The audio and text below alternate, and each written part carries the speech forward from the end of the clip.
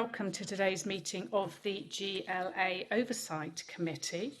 Can I welcome members here at Union Street and those who are joining us remotely? Can I ask everyone here to please turn their phones to silent, any devices and phones they've got, and make sure they're not placed in front of the microphones. Can I ask the clerk to confirm any apologies for absence and also the members who are attending remotely? Thank you, Chair. So we've received apologies from Assembly Member Desai, for whom Assembly Member Clark is attending today as a substitute. We've had apologies from Assembly Member Deval, for whom Assembly Member Cooper is attending virtually today as a substitute. And we've also had apologies from Assembly Member Fortune, for whom Assembly Member Bailey is attending today as a substitute. And also Assembly Members McCartney and Dr. Sahota are also joining us today virtually.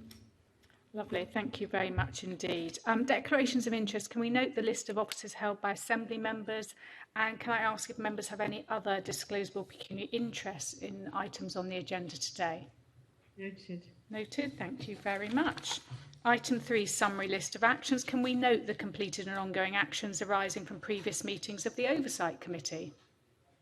Noted. Thank you. Item 4, action taken under delegated authority. Can we note the recent action taken by the Chair of the London Assembly under delegated authority in consultation with party group leaders, namely to agree a joint letter with the Mayor of London to the Minister of State for Levelling Up Communities and Housing regarding provisions for virtual meetings, attached at Appendix 1 of the report? Noted. Lovely, Noted. thank you very much. Let's move to our first question and answer session today, which is with Ali Picton, who is the Mayoral Director for Operations. And this is the first of two question and answer sessions we have today. Welcome, Ali. Lovely to see you before our committee. Thanks very much, Chair. To start off with, could you please briefly set out your responsibilities for this role? We've just received, I think, your job description this morning. And if you could also assure us that that will be publicly available online as well. Yeah, absolutely. Good morning, everybody. And thank you very much, Chair, for the invite to come and speak to the committee this morning. Yes, first and foremost, absolutely, I have asked for the job description to be put onto the GLA website.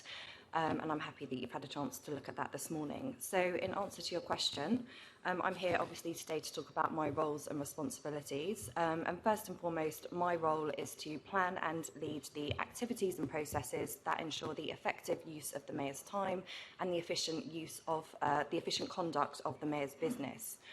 Secondly, my job is to ensure that the Mayor receives timely and appropriate support and advice from a wide range of sources, including mayoral advisors and officers across the building. And thirdly, I act as a member of the Directorate management team. So I manage a small team who lead on the systems and processes required to ensure the efficient and strategic conduct of the Mayor's business. Okay, and in that role, do you oversee, for example, Mayor's questions? So there are, as I'm sure you can appreciate, the Mayor undertakes an enormous level of engagements of all types, and one of those key engagements that he takes very seriously is his appearance in front of Mayor's questions. So we actually have a team dedicated to putting that briefing pack together, and responsibility for that sits within the team that my fellow Mayoral Director, who's come and spoken to this committee, leads.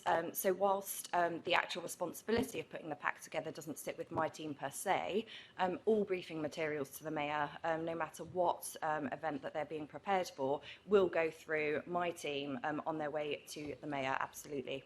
What about written questions? Because there is quite a backlog at the moment. I think there are some even from the Mayor's own party that have been waiting for answers back to May 2021. Yeah, indeed, that's correct. And you're right to raise it. It's something that we are looking to address.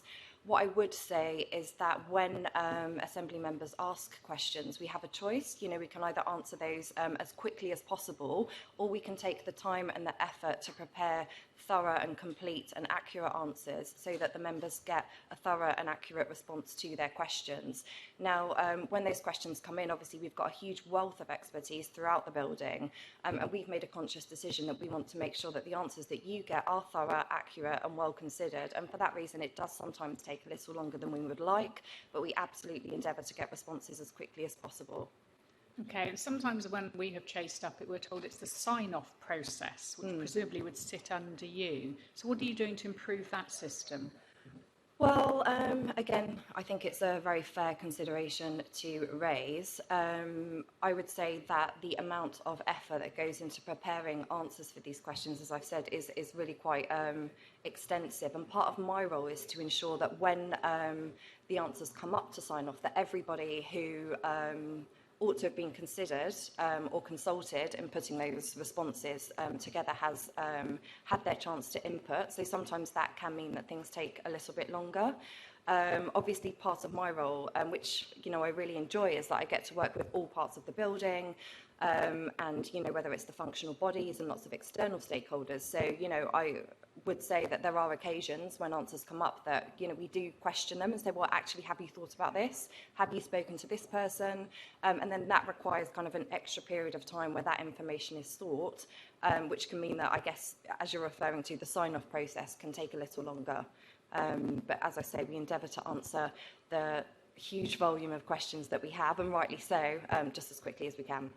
And what about correspondence? Does that sit under you? Because that can take some time as well. Yeah, it does. And again, I think it's very fair to raise, and I'm happy to answer more detailed questions on the actual correspondence process. So yes, there are a small team who handle Mayor's correspondence that sit in my team. It's a team of 3 people, 1 manager, and then 2 staff underneath her. I think it's important, again, I'm happy to answer more questions on this in detail, but I think it's important to note that the level of correspondence that we're talking about that sits with my team is what's referred to as key correspondence. I think in the building sometimes it's referred to as, I guess, VIP correspondence. So it's correspondence that's of a very complex nature. And it really does require a thorough and considered response.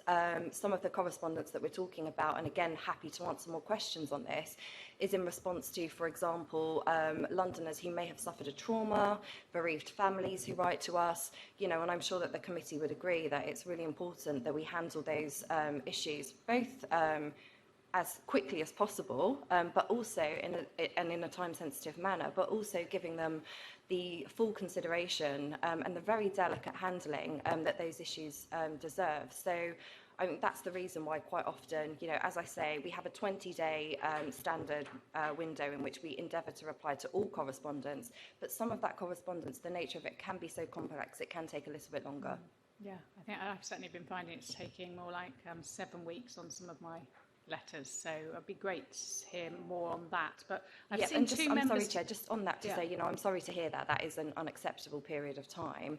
And what I would say is, I'm more than happy, and my team's more than happy to follow up on individual cases. I know also that in my fellow mayoral directors team, the stakeholders, there is someone who's specifically tasked with liaising with assembly members, and I know that from time to time he does get involved in individual cases and try and come to a speedy outcome on those. So I'm more than happy to pick up individual issues. Lovely. I had another question, but I've seen 2 members indicate specifically. Is it on this, Susan? Susan, and then Sean. Thank you. And you say that you take an amount of time and that's acceptable for some things, but our job is to get answers for Londoners in a timely way, and on instances that it just isn't timely in any which way. So how long do you think is the longest we should wait for questions for MQT and for correspondence? That's a difficult question to answer, I'm afraid, Assembly Member Hall, in that responsibility for that specific area doesn't actually sit within my team, so I'm not kind of au fait with the specific timescales that there are. What I would say is that we just endeavour to get responses to any queries that Assembly members have raised as quickly as possible. What I do have sight of, however, is things, for example, when the Mayor makes commitments at Mayor's Question Time, or when we agree to respond to Assembly members' queries more broadly, what I can say is they are very efficiently and frequently tracked in terms of when they are responded to, and those systems again, I can say it just simply didn't exist before I came to work at the GLA. So a huge amount of time has been spent implementing those systems to ensure that every query gets a response as soon as it possibly can. But, you know, I can't deny that we would like to respond to some queries more quickly, and we're endeavouring to do our best. Okay, if you've got a very good system telling you how long it takes for these things to be dealt with, what is the longest time something has taken? Well, I'm afraid I can't answer that. As I say, responsibility for that specific area does not sit within my team. Okay, and I in just don't have that with correspondence me. then, I see you've got 3 people, a manager and 2 other people doing correspondence. What's the longest that you've had to let somebody down by not answering their correspondence? You know, that's not something that I prepared in terms of, you know, I didn't ask my team what's Well, the no, longest. you obviously look at this, because if it's such a good system that you can keep check of it, you obviously are keeping check of it, and we're all very happy about that. So in your mind, how long has it been on some correspondence? Well, I think we're talking about 2 things as well. It's about when are they getting an actual thorough, detailed response to their correspondence, or when are we entering into a dialogue with them? So if it is the case, for example, that we're not going to meet the 20-day window, quite often, I'd say more often than not, the process is that person would have some engagement, so they'd have a holding response. They would know that we're looking at their query. We would explain to them, you know, for X, Y, and Z reason, I'm afraid this is going to take a bit longer, but we are looking into it and we'll endeavour to get back to you as soon as possible. And you do that on every occasion? We don't do it on every occasion. It depends on the nature of the correspondence. But what I would say also is that when people do write to the Mayor specifically when they do that by email, they will get a form of auto response that indicates that their correspondence has been received. Okay, so I'll go back to my question. How long is the worst case scenario of people, of somebody that having to wait for an answer to correspondence, which you are responsible I for? would hope that it's not more than a couple of months, but I would have to check the actual answer. You don't know the actual answer? I don't, but I'm happy to find out and write to you after. Yes, that would after be this very meeting. helpful, thank you. Lovely. We'll pick that up in Yep, correspondence after. I've seen Assemblymember Bailey, and then I've also seen Assemblymember Cooper online. So Assemblymember Bailey. Morning. Just a quick question.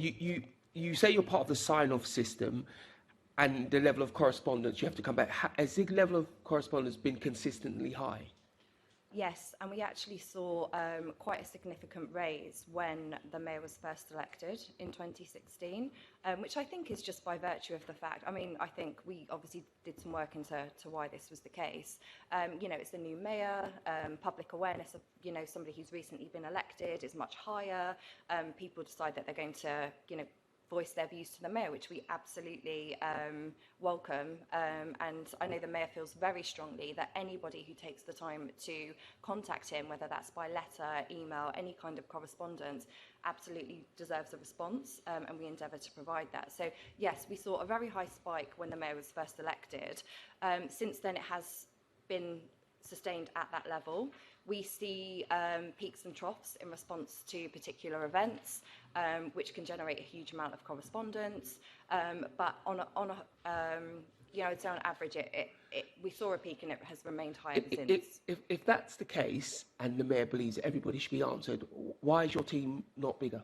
Why hasn't the resources been given to the team to make it work better, to be bigger, to have more bodies, whatever it is? Why not?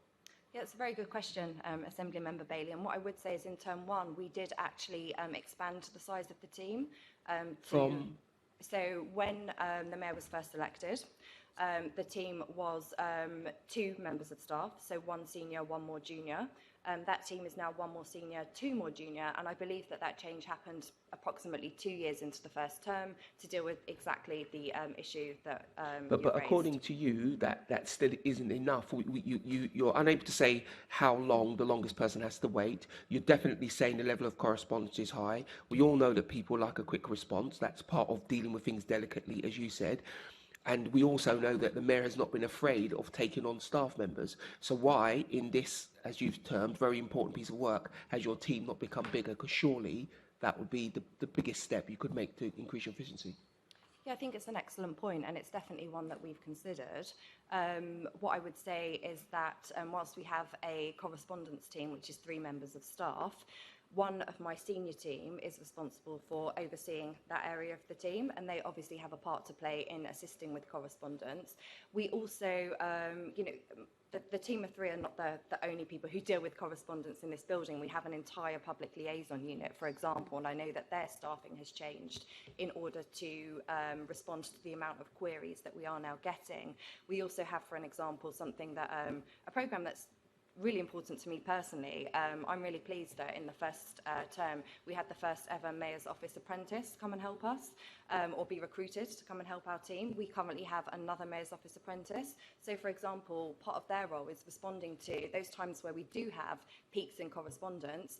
We will essentially deploy the apprentice to go and help ensure that people get a quicker response. So I think it's a really good question. I say, look, firstly, an apprentice is an absolutely great idea. I would suggest you probably need many, many more, but that seems to me the obvious step to take to make the team bigger and stronger. But back to you, Chair. Lovely, thank you. I've got Assemblymember Cooper and then Assemblymember McCartney. Thanks, Chair. Mine was really just a question to say, do you think there's, I mean, we talked about delays in correspondence, which of course we get backwash from people who are trying to contact the Mayor and then contact us and say, can you contact the Mayor for me? Which obviously is not really our role. And I just wondered if you think there's anybody who's ever not been answered at all, because I do occasionally get people come to me and say, you know, I think we just replied to the Chair, Assemblymember Pigeon, or no, she actually raised, you know, 7 weeks, which sounds unacceptable. But I have also actually had people who said that they've received no answer at all. I mean, could that be possible? And, you know, can you assure me that that really doesn't happen, or it's a real rarity? Thanks very much for the question, Assemblymember Cooper. I would be very surprised to hear that nobody's had a response at all from our team. I would, be surprised to hear that.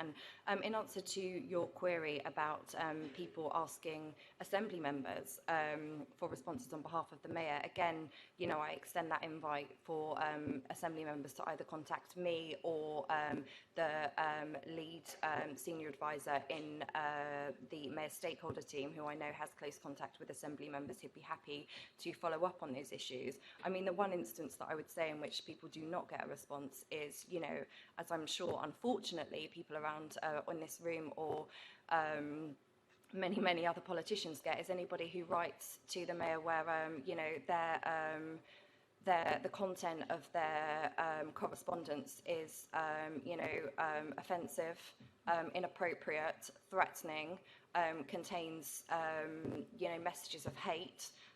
We absolutely would not engage with those people, and in a large, on a number of occasions, as I'm sure Assembly members do, refer those straight to the police. So in that instance, people would absolutely not get a response from us. Absolutely, I understand that, and likewise.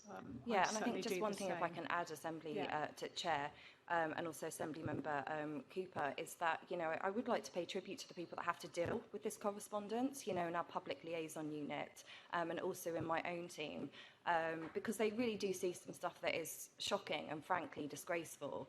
And I think it's really positive that City Hall has offered, or, well, I mean, it's a damning indictment, really, that we've had to offer counselling to a number of members of staff who have to deal with this. But I'm really pleased that we do. But I think it is important that I would like to pay tribute to the work that they do day in, day out to deal with this level of correspondence. Thank you. Assemblymember McCartney.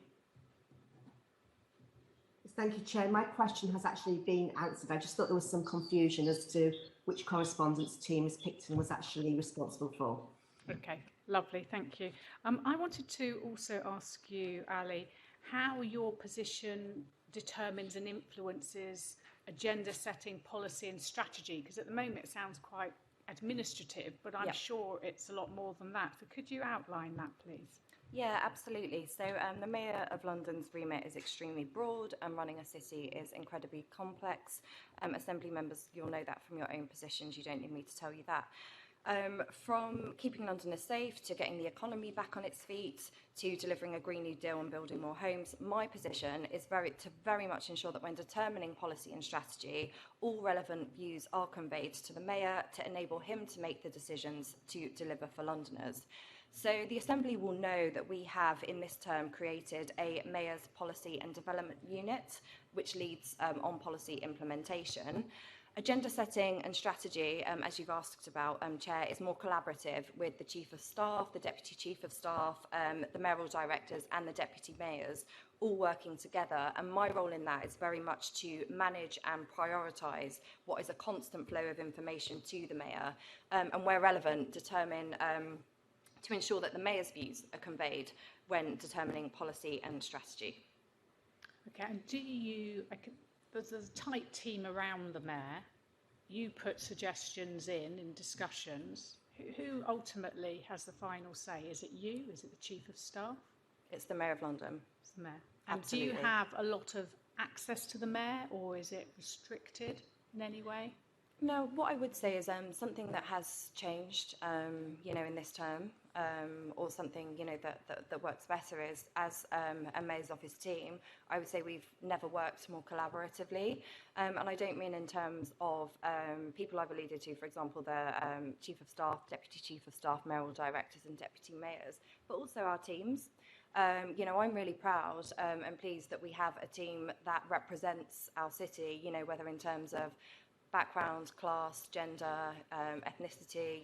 We have I can't speak more highly of the Mayor's Office that I currently work in, and it's really important to me personally that everybody feels that their views are heard and brought to the table. So I just say it's more collaborative than it's ever been, really, and that, the Mayor works with everybody. Lovely, thank you. Assembly Member Russell. Thank you, Chair. So I would like to ask, what lessons have you learned from your previous roles in the GLA and from previously working with the Mayor? That's a good question, thank you. So the Mayor is very much a details person. He's incredibly diligent. He likes to be as prepared as he possibly can for every single engagement that he does, whether that's a meeting, whether it's a visit, a media interview, or indeed an appearance in front of the Assembly. So when I first came to City Hall in 2016, there weren't a huge amount of processes in place, or perhaps there were. I think it's completely understandable if a former administration wanted to work in one way and we want to work in a different way.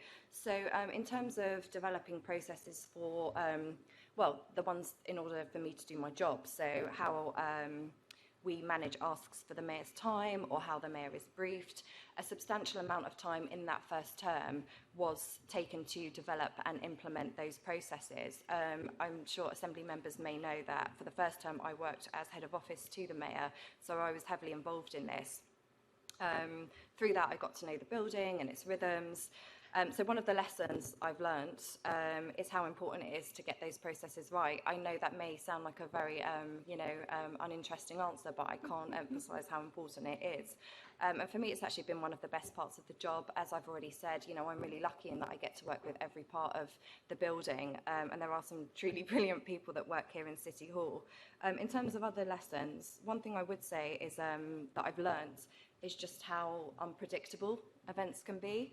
So when I first came to work at City Hall, when the Mayor was first elected, we could never have predicted, as neither could anyone, of what was going to happen in the years ahead.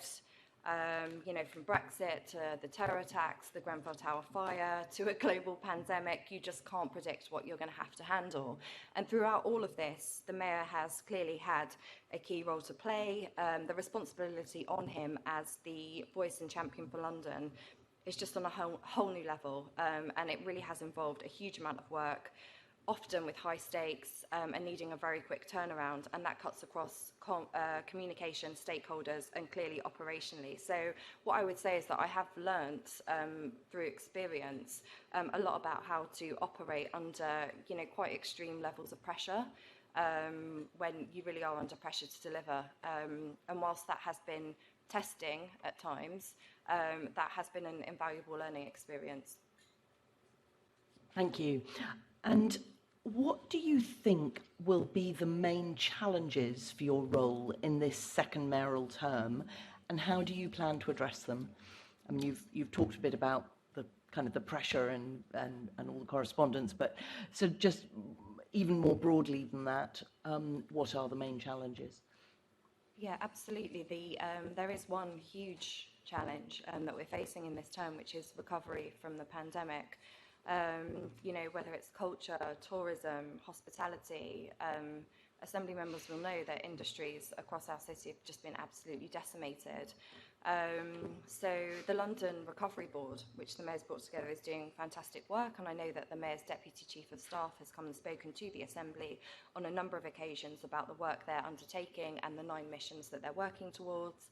And the reason that I talk about this is actually, you know, when you look at the first term, we had these 4 kind of broad priority areas, you know, Londoners' safety, transport, housing, and the environment. And none of those have lessened in significance in this term. You know, they are still very much there and still very much priorities. And that was a full-time job already, you know, particularly in my role. So on top of this, we've got this huge new area of work that requires urgent attention. So when you take into account my personal role, which is to manage the Mayor's time, ensure that he's well prepared, and that he has accurate and appropriate levels of briefing, the impact of having this huge area of work on my role is significant.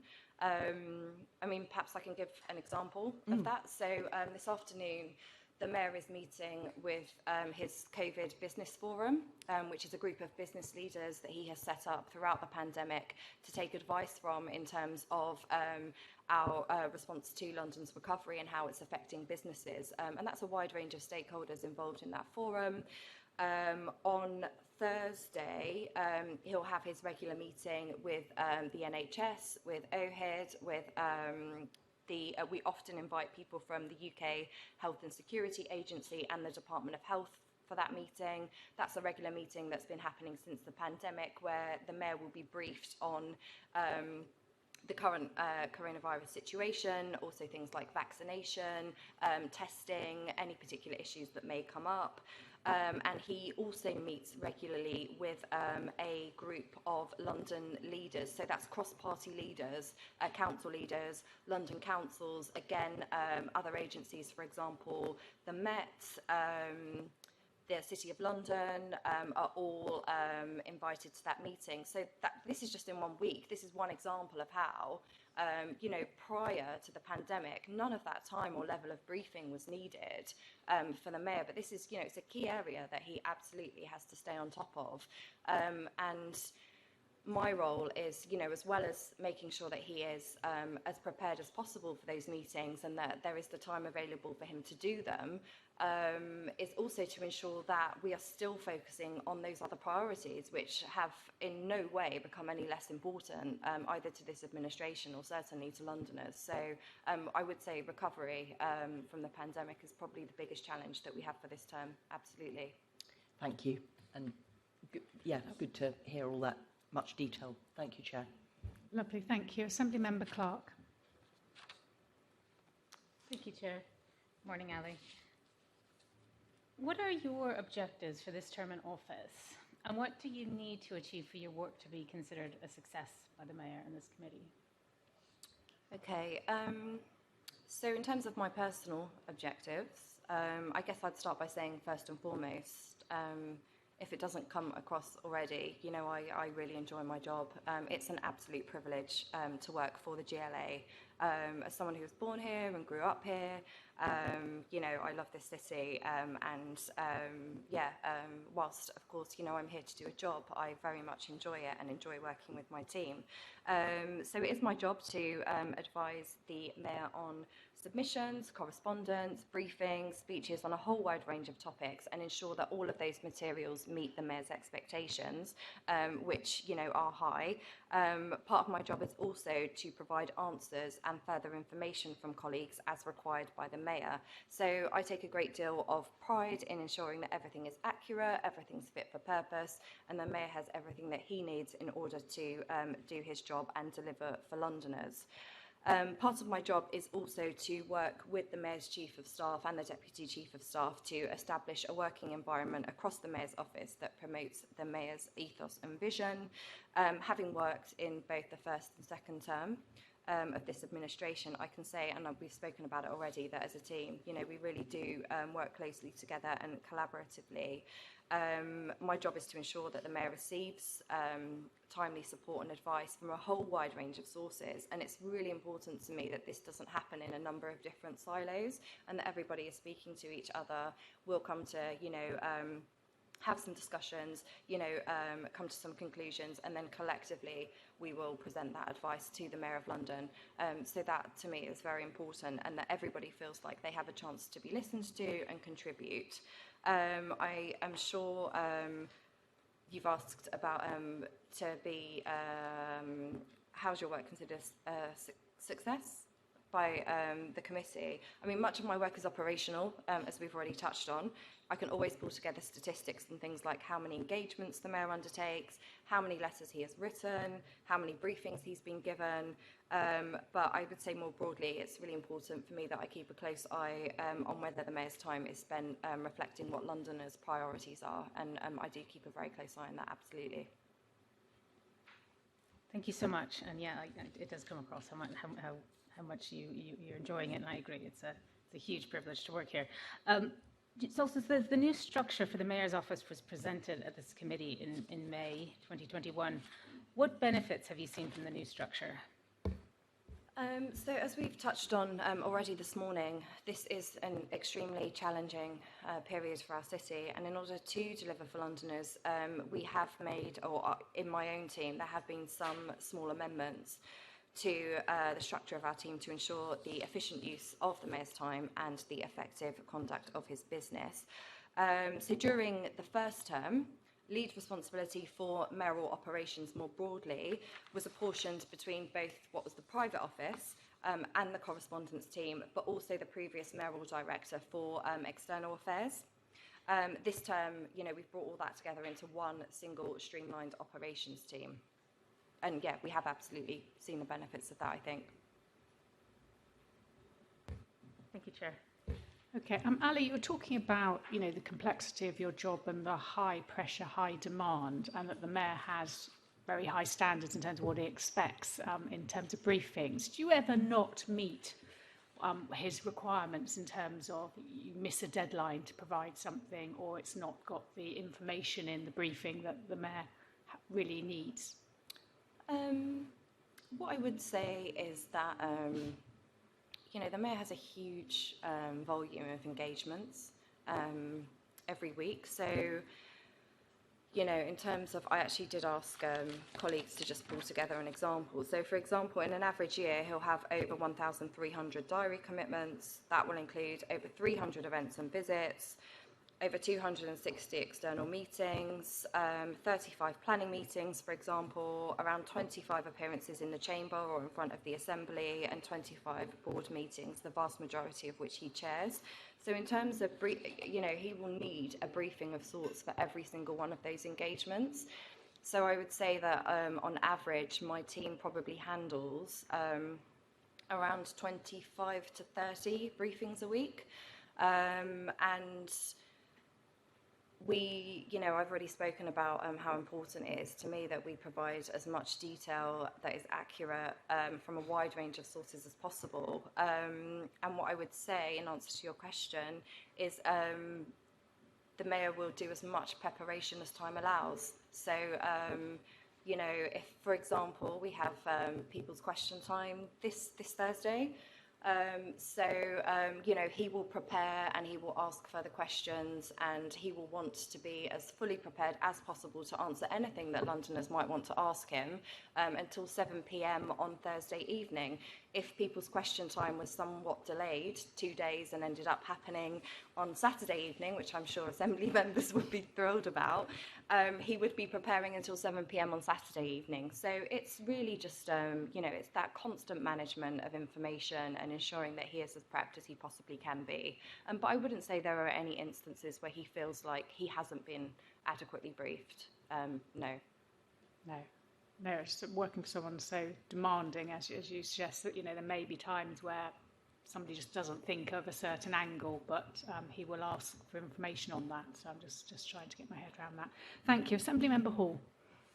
Thank you. Ali, do you think your role represents value for money for Londoners? And if so, why? I think if you mean having someone appointed to do the role that I do, then yes, I think it does. And I would say that since coming to City Hall, both in the first term and since, we've worked with and taken advice from the Institute for Government on how to run both a private office and operations more generally. So I know that in comparable government departments, for example, they'll often have a similar setup. So there'll be somebody who's called, principal private secretary, which in some ways is similar to the role that I do. They'll have senior private secretaries, assistant private secretaries, and I know that pay rates are comparable. So yes, I would say it's value for money. Okay, and how much does your team actually cost? Well, the Assembly member will be well aware that the Chief of Staff is the budget holder for the Mayor's office. I'm not a budget holder. I don't hold a specific budget. And what I can say is that the work that we have undertaken to streamline the operations function means that the cost of my small team is less than it was in the first term. But you don't know how much it is? I do know, I just don't have the figures in front of me. No, I mean, one of the things I have noticed that every time another question's asked, you turn a page, which would indicate that you've actually seen the scrutiny questions. Have you seen the scrutiny questions? I absolutely haven't. I can tell you what I did do, however, which is to go through the transcripts of the questions that you asked the Chief of Staff, Deputy Chief of Staff and my co-mayoral directors. So, I have looked at previous questions that have been asked to them and prepped accordingly. Well, that's even more interesting because you'll know I actually asked them how much their teams cost. Sorry, I didn't catch the question. I actually asked whether they were good value and how much their teams cost. So if you diligently went through transcripts of past meetings, you would know that one of the things I ask is, how much does your team cost? Sorry, the question, It's quite a simple question. You have just told me that you go through the transcripts of previous meetings, which is why you anticipate the next question, which you have anticipated because you turn the page every time there's another question. So if you've gone through transcripts to discover what I've asked the other people in equal positions, one of the things I have always asked is, how much does your team cost? They haven't been able to answer either, but if you went through the transcripts, you would know that that's the next thing coming out my mouth. So I guess a couple of things, Assembly Member Hall. You've mentioned that I've been sort of turning pages. I have a whole bundle here. I have no idea what the committee's going to ask me. I've just tried to prepare. No, I've just been seeing you reading answers. That was all. But going back to your words, I go through the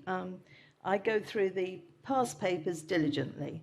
My comment to you is, if you did that, then you would know that my next question was, how much do you ask? You can only say that you represent good value for money, etc., with your team if you actually know what your team costs. If you don't know what it costs, but I'll move on.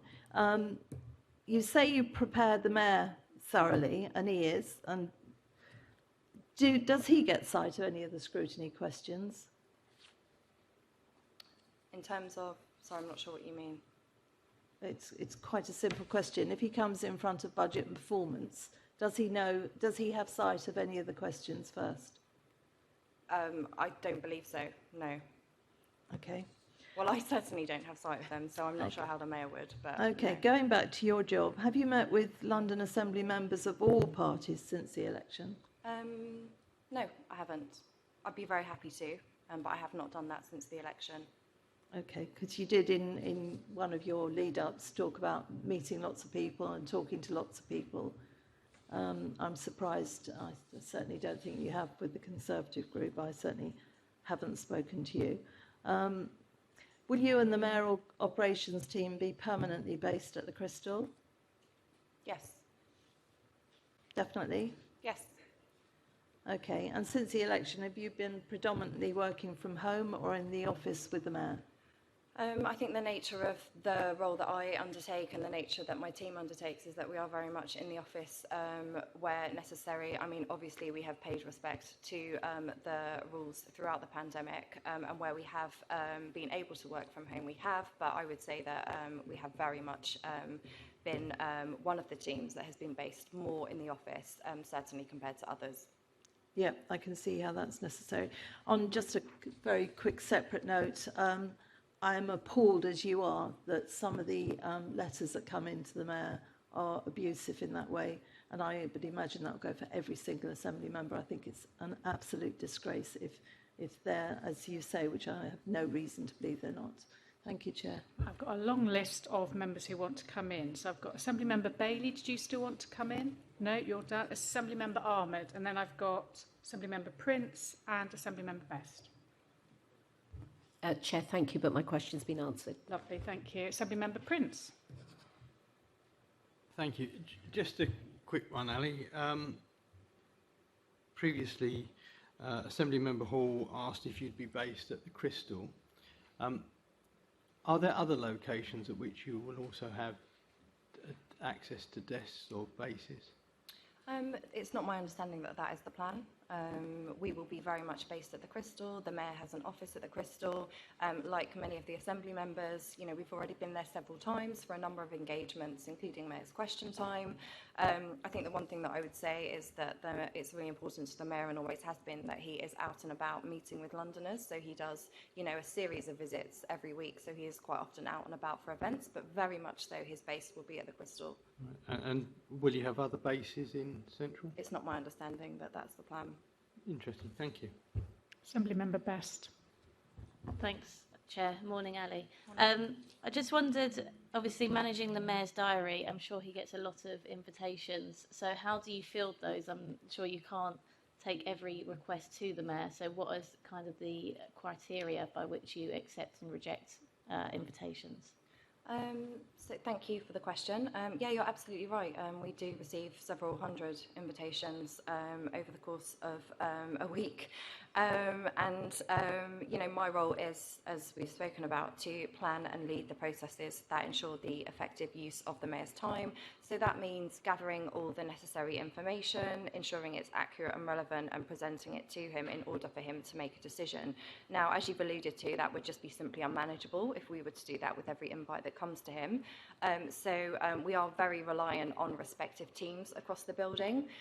So when an invitation will come in or an ask for his time, if it is, for example, you know, in a particular area, whether that's a housing engagement, a transport engagement, that will go to the relevant team, who will do that first assessment in terms of whether it's something that they feel is something that should be put to the Mayor, and then the process will start from there. So that really does kind of that's kind of the first filter of all of the requests that we get. Now, obviously, given that there are so many, there's all different kind of sorts of processes that come in. Things may be time sensitive, they might be urgent, they might be of a certain level, and there are processes in place to kind of escalate those so they get a very quick response and consideration. But the vast majority of asks for his time will go to individual teams in the building first to make that assessment. Thanks. Would you make recommendations of what would be appropriate meetings to attend? In terms of proactive ones, or in response to things that... Either. Would you be, in your position, would you be making recommendations proactively of where the Mayor should be, or reactively if he should be accepting invitations? Well, again, I would say a good example of that, or a good way to describe that, is what I've spoken about, the Mayor's office working quite collaboratively. So, for example, we'll take an opportunity each week to specifically go through asks for the Mayor's time that have come in, how the Mayor's time is being spent, perhaps a bit of a look back at what he's done in the month that's just gone by, to ensure that everything that we're doing is reflecting the Mayor's priorities. And out of that, for example, we may notice, for example, okay, well, we would like the Mayor to spend more time with, either people in this geographical part of London on this particular topic, and then we might, proactively look for opportunities to do that.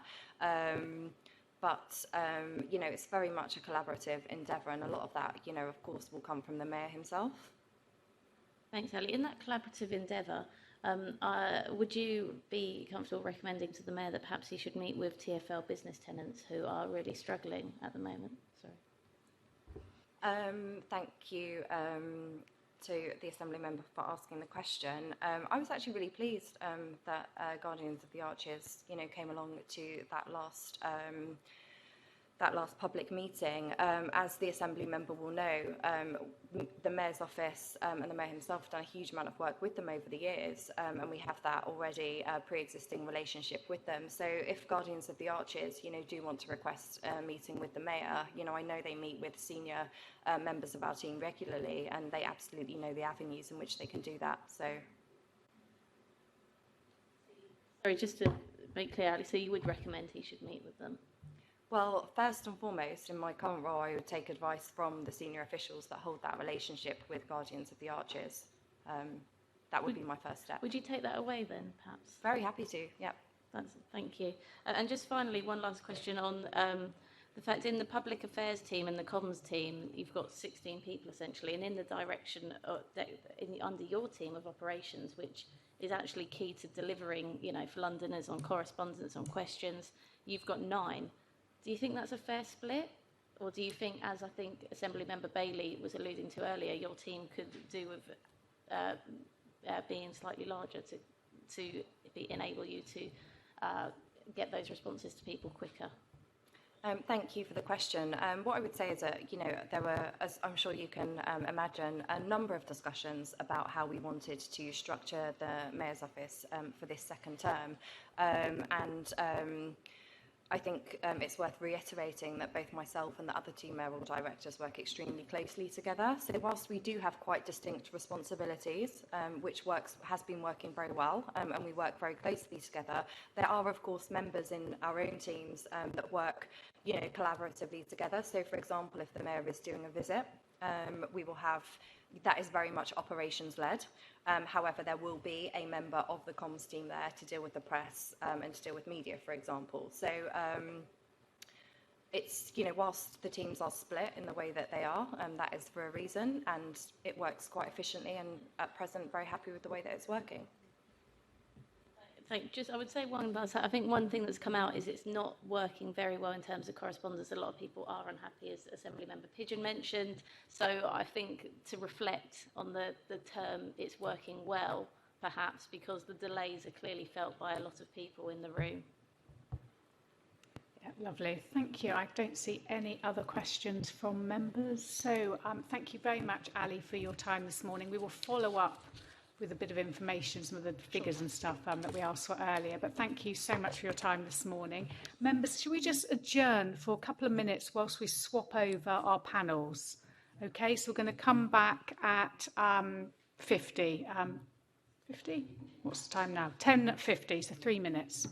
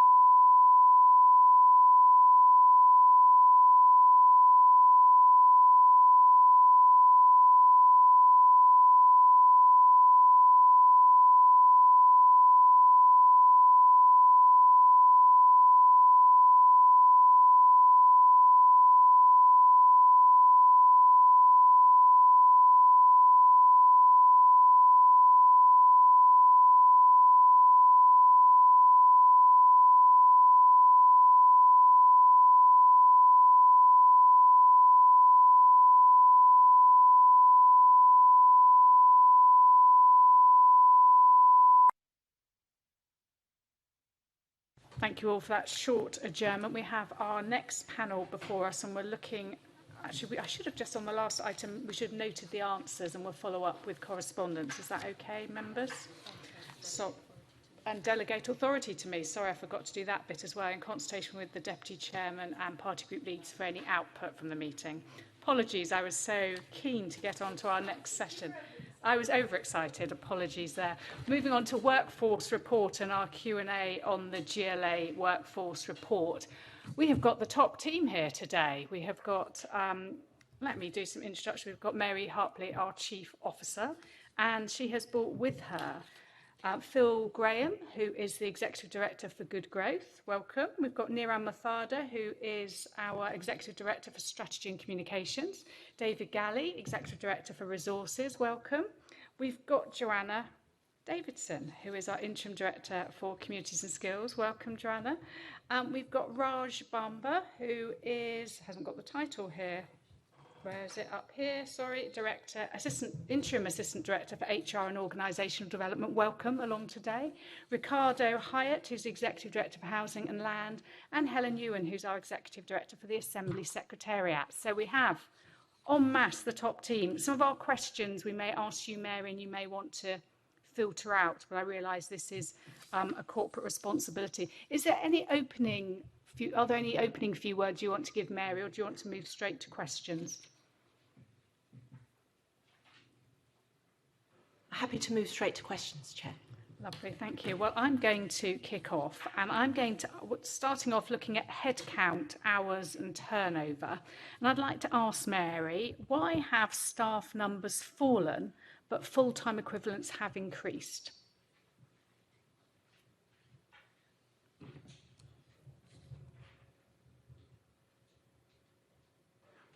I'm assuming you're referring to the fact that our full-time equivalents in terms of establishment have increased, while our full-time equivalent in terms of headcount have slightly fallen. Yeah. So I think, establishment and headcount are forever a moving feast. That's the first thing I should say. Establishment also changes at a different pace than headcount. And the best way to describe that is if we create a number of posts, and you see that coming through oversight, those go straight onto the establishment once I've concluded consultation with the Mayor and with you. And then there is always a lag then between creating those posts and having headcount in those posts. So the two are never at one, and the cycles are all slightly different. And when you take the snapshot numbers, which we do every 6 months, you end up often with jobs created in the end of that period, but not yet recruited to. So that's the main driver of that difference. Okay, but it says during the reports period, the number of staff, so it's not the establishment, number of staff fell from 1,143 to 1,135. Yeah, that's headcount. That's right, headcount FTEs. And the full-time equivalent count rose from 1,099 to 1,116. I wonder whether you could just clarify that I think difference. you'll have to repeat that, I'm afraid, Chair. Sorry? Could you repeat the second figure? So the full-time equivalent count rose from 1,099 to 1,116. So we're just trying to understand that difference. That's the number of individuals. So we run a number of different questions. We work off FTEs in the main. We've previously agreed with the committee that is the best way to look at all of our numbers. So our headline figures are the 1,351 FTEs at the end of the 30th of September, which is an increase from March, and a headcount number of what you've just said, 1,116 FTE, which is a decrease. So again, that's to do with the ebbing and flowing of establishment numbers and headcount numbers. And remember, in the budget for the year in which we're talking about, we did delete 60 posts from the GLA funded establishment. So you start to see the impact of that coming through these numbers too. So just to clarify, the number of staff, the figure I had is it was 1,135. You said 1,351. Did you just... That's the FTE posts on the establishment, 1,351, right, which is an increase. The actual staff in post was 1,135, got you? Yes. And then the full-time equivalent, 1,116. But yes, trying to understand the difference between, though, have we just seen people doing more hours in terms of the full-time equivalent? If the staff numbers have fallen and full-time equivalent's gone up? Is anyone able to help with that?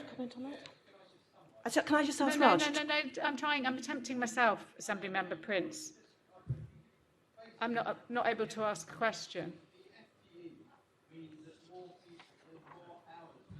That's what I just said, exactly what I just said. So I'm just trying to get that clarified. More people working, isn't it? That's what I want them to. I'm trying to clarify that. Raj, are you able to clarify that, please? I'm just going to check. Can you hear me okay? Yes, you have to speak right into these mics. Yeah. So I'm just looking at the report, page 4, I guess is the area, Chair, that you're focusing in on.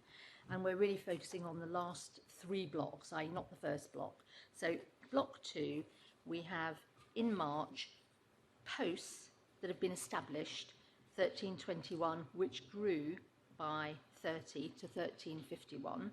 We then, during the same period, had a reduction in terms of number of people in post of 8 between 1143 and 1135, and then the in-post figure of an increase of 17 between 1099 and 1116. Are those the 3 bars you're really focusing on?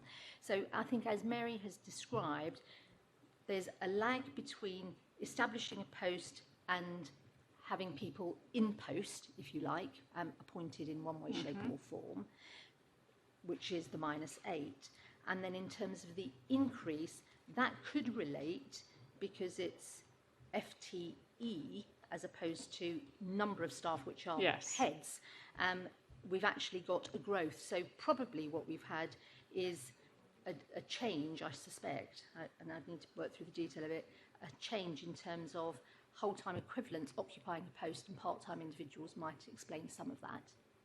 So it's more hours being worked by fewer people? Yes. Right, yes. Good. Okay, we've got there. That's helpful. Thank you for that. That's really useful. And what action are you taking to reduce the proportion of fixed-term contracts across the GLA?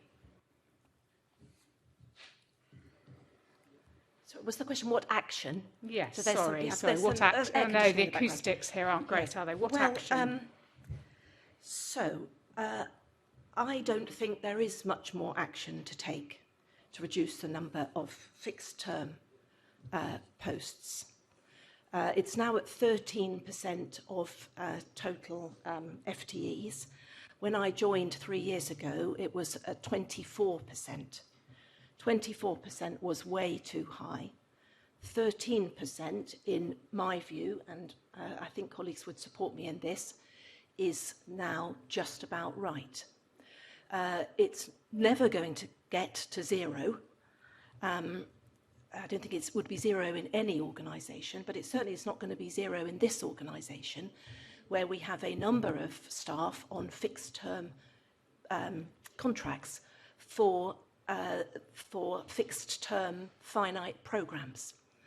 And again, you'll see in the pack that some directorates have a higher proportion of fixed-term posts than others, but overall, the 13% we believe to be right.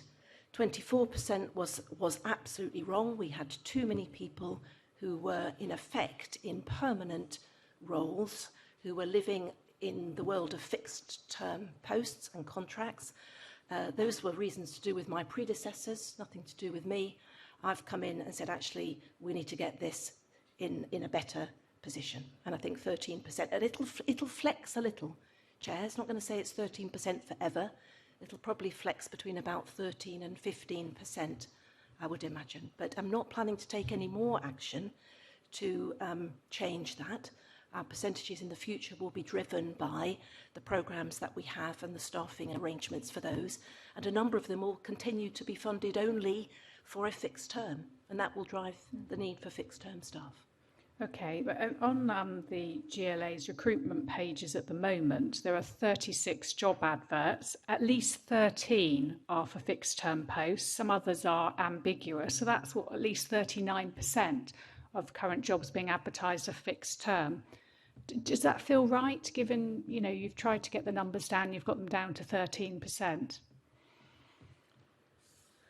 So I don't know the detail of which ones are being advertised, but I would say that that is probably just a feature of what is being advertised now.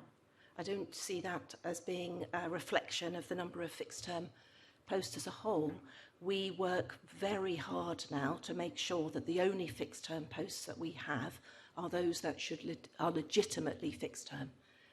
So, you know, we can look collectively at what's being advertised now and come back with any further reflections on that, but we know that our average rate across the organisation is 13%. And obviously it varies across the whole of the GLA. Different directorates have different numbers of fixed-term contracts. Apart from saying it's because you're paying for a particular project and they're in working on that, is there anything else why certain areas have more? People might want to comment, Raj, and then perhaps I might ask Phil to talk, because Phil's area's got quite a high percentage, and for good reason. Thank you, Mary. There'd be a range of reasons why you'd want to have a fixed-term appointment. Could you speak more into the microphone? Sorry. Or move it towards you. Is that any better? No? Is that any better? Yeah. Yeah. So yes, there'll be a range of reasons for a fixed-term appointment, as Mary has said. In the main, at the GLA, it appears that it is, because we're fairly small as an employer, you know, establishment just shy of 1,400. But it would be either because of the nature of the work being of a fixed-term short period, or the funding being fixed-term or short-term. But it can also be due to factors like maternity leave, long-term sickness absence, a range of other things that happen to the workforce. People might want a sabbatical. So there'll be a range of those reasons. It's always really difficult when you've got small numbers of staff to take a few percentages and to extrapolate from that, I guess is what I'd say. But I'll hand back to colleagues that can comment on their individual directorates. Okay, Phil.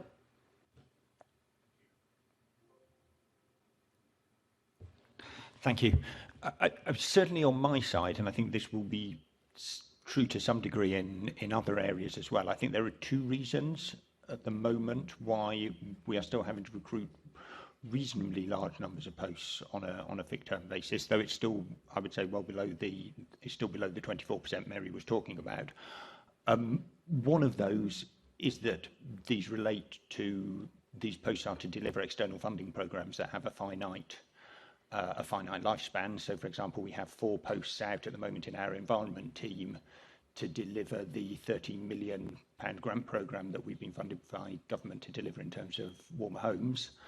And similarly, we recruited a number of people at the back end of last year for the infrastructure coordination service, where we'd had a slug of funding for a couple of years from the lane rental service.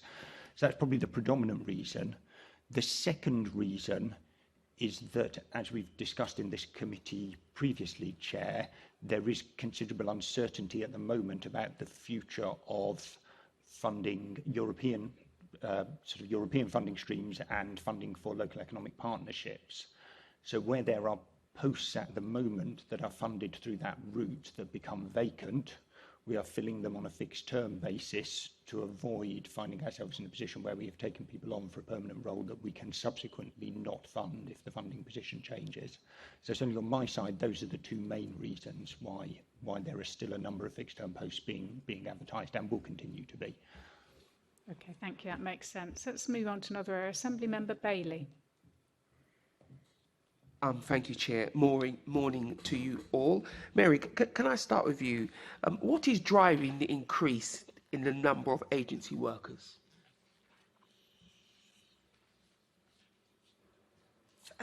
Thank you, Assemblymember Bailey. The main reason we have such a high number relative to where we are normally at the moment is related to the problems we have had with recruitment and delays to being able to get jobs out for recruitment. We've spoken at this committee about those issues before. We've had to use agency staff to fill some of the gaps that have just left teams waiting too long for staff. So that is why it is relatively high at the moment, and we will see that coming down. We know that I think the good thing is we know that almost all of our agency posts are filling establishment jobs. So they're filling jobs on the establishment. 87-88% of agency jobs are filling jobs on the establishment. We also know that at the moment about half of our agency staff are covering positions that are now out for recruitment and somewhere in the recruitment process. So that figure is going to start coming down. So that, I would say, is the main reason for our position at the moment, but we will see that improve. I think when I'm back with the next report, we would have seen that drop considerably. It is not the only reason that we need agency staff. And again, colleagues can talk to one or two reasons for that, but there are times where, and we've heard about paternity leave, maternity leave, other leaves which we need to fill. We often fill those with agency staff, and sometimes the need arises for unforeseen reasons for staff in the short term, and we use agency staff for that as well. How much has this rise in agency staff cost? Because we have more agency staff than you seem comfortable with. What's the cost of that been? Well, the total cost of the agency staff needs to be seen in the context of the total cost of the workforce, because, as I said, most of our agency staff at the moment are filling roles on the establishment that should really be filled by permanent staff. So in that instance, we're not paying for those twice, we're paying for the agency staff out of the establishment. So are you saying that agency staff costs no more than a permanent staff member? I think sometimes they do and sometimes they don't. It depends overall. What's the differential? 'Cause imagine for a second it was saving us some money, you'd probably get less complaining. But if it's costing some money, we'd like to know how much. Yes, I don't. I'll move to David on the cost of the agency staff versus the total workforce costs. Yeah, thank you for your question. If we go back to the last actual costs that I've got for financial year 2021, the total pay costs were 76 million, excluding agency. Agency was just over 4 million. There's obviously estimates I can supply more detail for this financial year and going back over a number of years, but hopefully that gives you a feel for the scale of agency as against the establishment costs. Okay, that's very useful for scale, but obviously we would like the latest data. If that's the latest, then it'll have to be.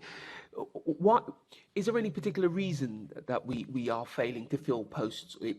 Has the move to the crystal been affected? People leaving as it boosted the amount of people have left, or something like that?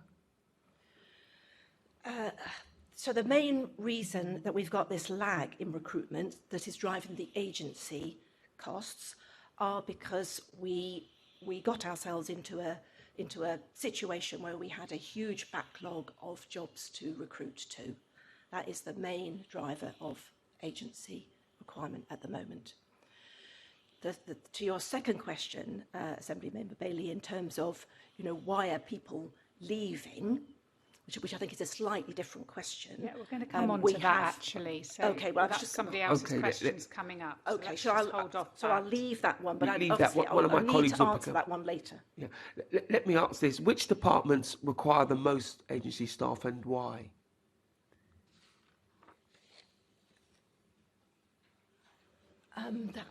That's a good question. I mean, again, I'll ask colleagues to give one or two examples of why they need it, and then I'll summarise. But Niran and Helen, I think, both want to contribute. Happy to. I have, I think it's 14. It's about 14. About 19 agency staff currently within S&C. We have got a number of people on maternity leave, so I have quite a young demographic in my part of the organisation. So we've got a number of people on maternity leave, and also I've had a look at kind of the number of jobs we've got currently in the pipeline to be advertised, and it's half that number. So we're hoping that we'll be able to halve the number of agency staff that we have once we recruit and once that pipeline goes through. But where we need agency staff is really about kind of where we've got some long-term sick absence or where we need maternity cover. And in a small number of cases, it's where we might need additional work done very quickly, and it's very, very short term. So for example, support with the data store, for instance, is some work that we're doing currently where we've needed some immediate support. So is your department typical of the ratio of agency staff, or departments, do they vary wildly? Yeah, so I think mine certainly is. I mean, when you look at sort of the sort of percentages, I'm sort of at about I think it's got quite a small percentage of compared to kind of my overall, and I think that's right. In the bigger areas such as good growth, there'll be more agency staff, but in terms of kind of a percentage of their staff, I think it's fairly normal. Could you give us some idea of that percentage? I would need to work it out. So it's my total is 19, and I have my full establishment is about 225. So I'd need to work that out as a percentage, but I'm happy to do that. That's fine. I can do the maths myself. Yeah. Thank you. Thank you. Mary, you said you'd summarise? I hear from Helen, and then I will. Okay, thank you. Thank you, Helen. Just briefly, because it's a kind of slightly different picture on our side, I think, but the trajectory is one that I think is as Mary and Niran has described. So from the picture that you've had in the report, obviously a kind of fairly high number within the Assembly of Interim staff, as a number of you kind of well know and understand and have experienced. I think the first thing to say is that the numbers as at now are smaller. So I think we're looking at 9 rather than 15. And as Niran has said, the vast majority of those, I think even as many as 8, are have either already been recruited to or have been advertised. So I think by the turn of the financial year, we will see a kind of very significant reduction in that picture. As others have said, there may be moments and times where we need to use that flexibility, but I wouldn't expect to see it as a kind of standard part of our working model. And because I think our workforce is smaller anyway in this specific area, but I think having been through that process, we will see a much more static picture in the year ahead. Thank you. Yes, and then just in summary, we've talked about the drivers for agency. We can, if you're going to ask me about recruitment process later, I'll talk about that then. We're in a much better position there. So I think we're going to get back to the position of using agency staff for the right reasons. Directorates' needs for agency staff will ebb and flow depending on what is happening in the directorates. But again, I don't ever see us having no agency staff as part of our overall workforce. They're a really important part of them, and we do our best to value our agency staff as well as we value anybody else. But our current run rate of agency staff is too high, and I am looking to reduce that down to something much more reasonable, and happy to put something in the next workforce report around that in more detail. That'd be where do these agency staff sit? Are we talking senior members of staff, junior members of staff, or across the piece? Across, I would say. Okay. Do you have a daily cap? Many local authorities will have a daily cap on what they'll pay for agency staff. Do you have one? So, somebody can else talk to this better than me. We have very, very well regulated and agreed rates, and we do have agreed caps, which we sometimes make an exception for, but So it's not a those cap, need to then? be approved. So it's a suggestion, not a cap. No, it's a cap applied almost all of the time. Okay, thank you for that, Mary. If I could just move on to Raj. Why has the voluntary turnover been highest in the Good Growth and Strategy and Communications Directorate? And what actions are being taken to address the issues in these directories? And I hope you can hear me now, actually. Yeah, you have to lean right into the mic, it's the only way. Great, okay. I'm going to probably hand to both Phil and Niran, actually, given that they're their directorates, to actually respond to those, if that's all right with you. Phil? Actually, can I say something first? Go with for an it. apology to the committee. Because the slide, I think, Assembly Bailey, that you were referring to, slide 11 in the pack, headed turnover, is misleading. How so? Which page? And Can you it's page 11 of the pack. And I have to say, it's in preparing for this session with you all that has become clear to us. So we won't go into the whys and wherefores of all of that, but this is going to be a little tricky, isn't it? But the turnover by directorate on the left, that table on the left, which makes it appear as if voluntary turnover in good growth is 27%. That is not what this is showing. This should have been labelled percentage of total turnover by directorate, meaning that that good growth is responsible for 27% of the total of voluntary turnover. Not that it has a 20% turnover. No, and that's in line with it, the size it is. Chair, we only really got to grips with this slide yesterday. So I apologise to the committee. Should not have this. Let's not spend any more of the chair's precious time in that. Yeah. Let me ask, which directorate does have the highest turnover? Yes. And I can tell you that broadly, there are 3 directorates currently which appear to be out of sync with our average turnover.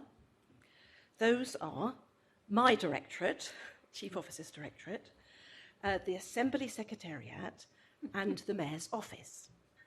Those are the 3 that are out of whack. Now, the really important thing to say here is, of course, that there are a number of things that drive the turnover rates, including end of agency contracts, so that counts as a lever, and end of fixed term contracts.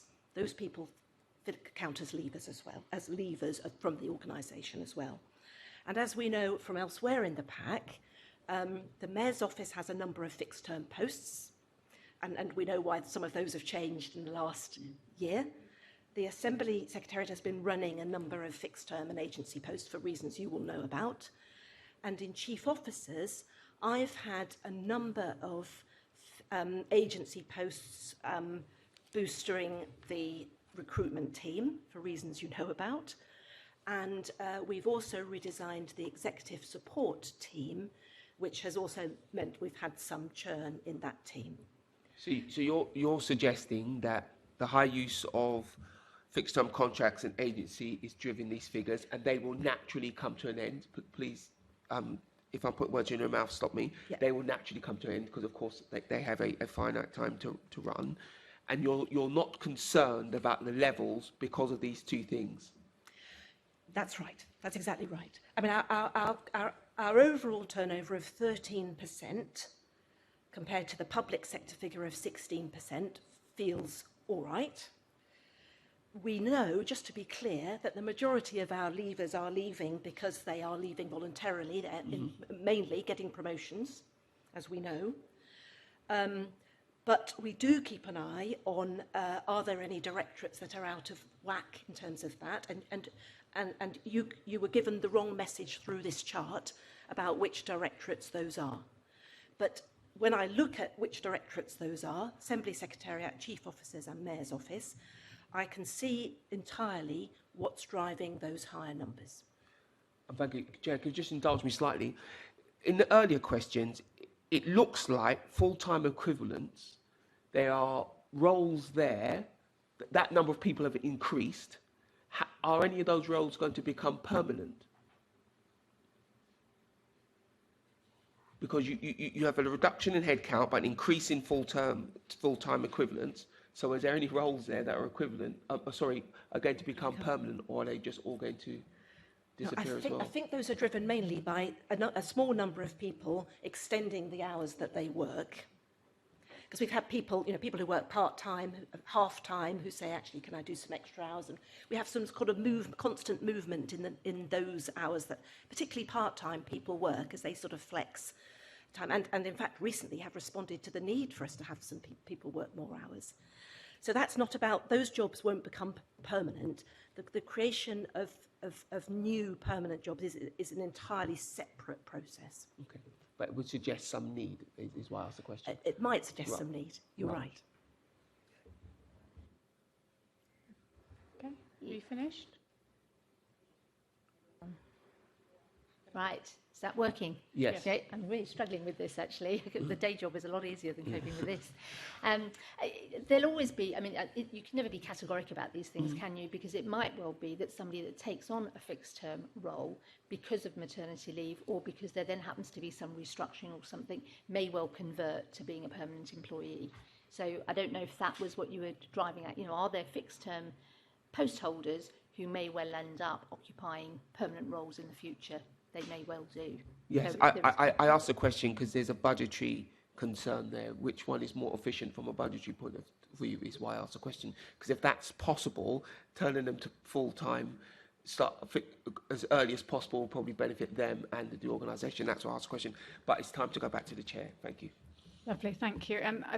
Picking up the point you were saying about the Secretariat and the Mayor's Office, well, given the timing of this report, there may well have been more temporary staff as new structures came in. Certainly there were in my office, so that might well be a reason for that.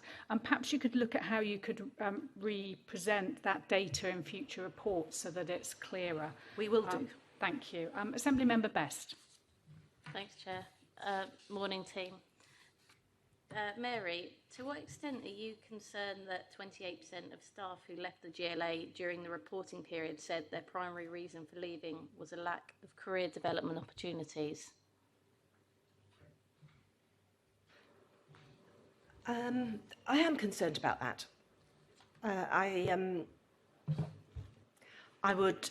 We'll never ever, I'll come to Raj in a moment, but we'll never ever be able to provide the career opportunities for everybody of the sort they want at the time they want.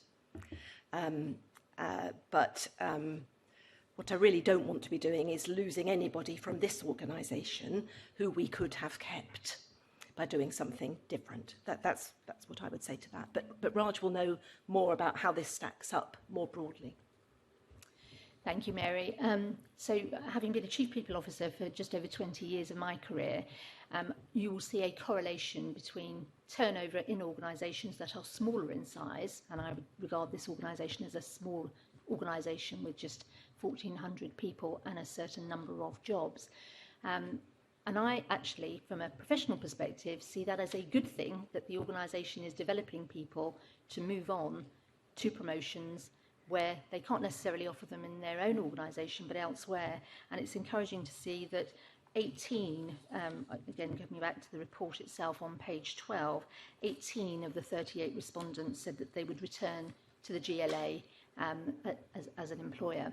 So you do quite often see a correlation. In larger organisations, there often is more opportunity for people to actually grow and develop their career within the organisation.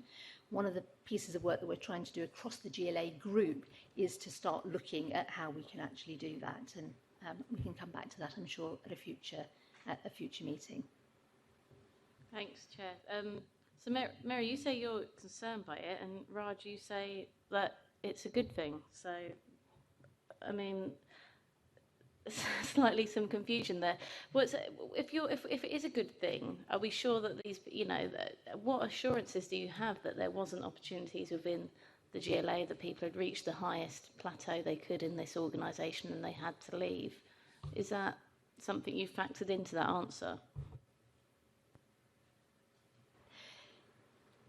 Again, part of the rationale for having exit interviews, and not all organisations I've worked in actually do have exit interviews and take that really seriously, is an opportunity to look back and reflect on what could have been done differently.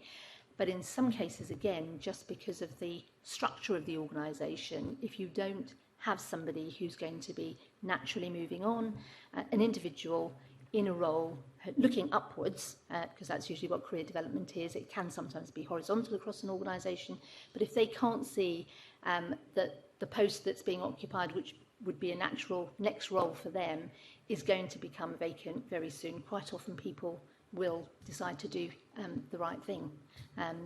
I think what Mary and I have talked about this a bit, and as have the executive team. One of the things that we're going to be focusing on, particularly as we come out of COVID, particularly, is thinking about our approach around talent management. So we've started to do some early work around thinking through how we can identify talent and hold on to talent. I think Mary's raised her concern. I've given a professional view. You will quite often get that divergence of view between the chief executive and the HR lead within an organisation. But I think the important thing is to have a robust approach to talent management, talent spotting, seeing if you can hold on to people, but also being brave enough to allow people to go off and explore new opportunities as long as we can attract them back and we've done all that we can in terms of providing a good employment experience. Thank you. Thanks. So it's something you're looking to rectify or improve, I should say, with that scheme coming up. Roger, you've already said that you're happy with the number of staff that said they'll come back to the GLA. So with 1 in 5 saying they wouldn't, you're happy with those numbers. But do you have any idea around the reasons that those that said they wouldn't come back?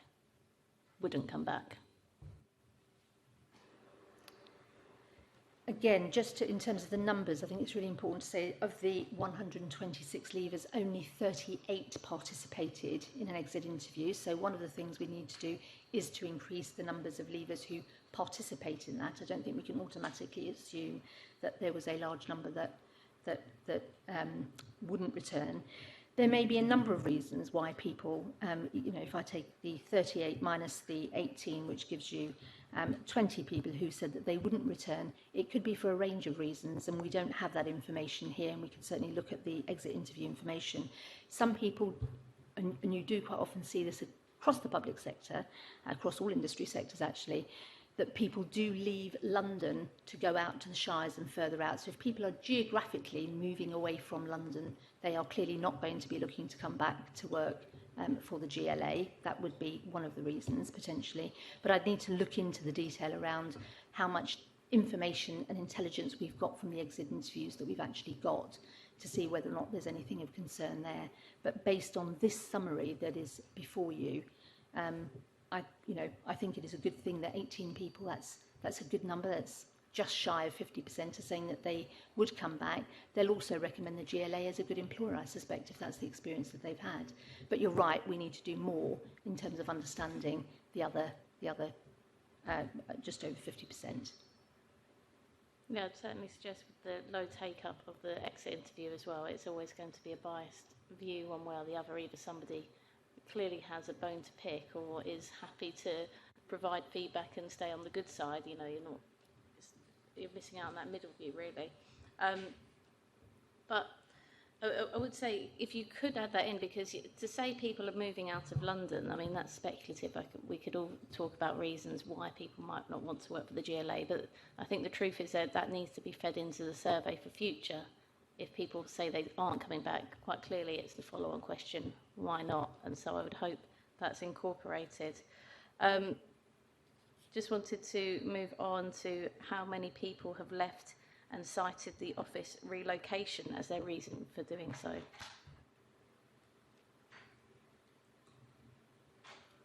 We haven't had anybody citing that as a reason.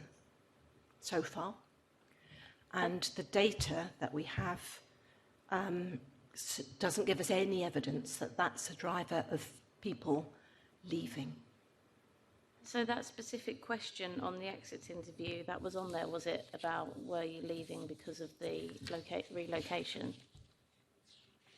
It hasn't been on the interview list for very long, because we've only started asking that.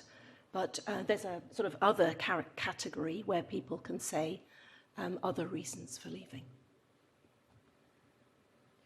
So, Mary, at the 21st July 2021 oversight meeting, you said that there would be a specific question and it would be monitored. Yes, I did say that, and I have discovered that HR team did not put it on the list.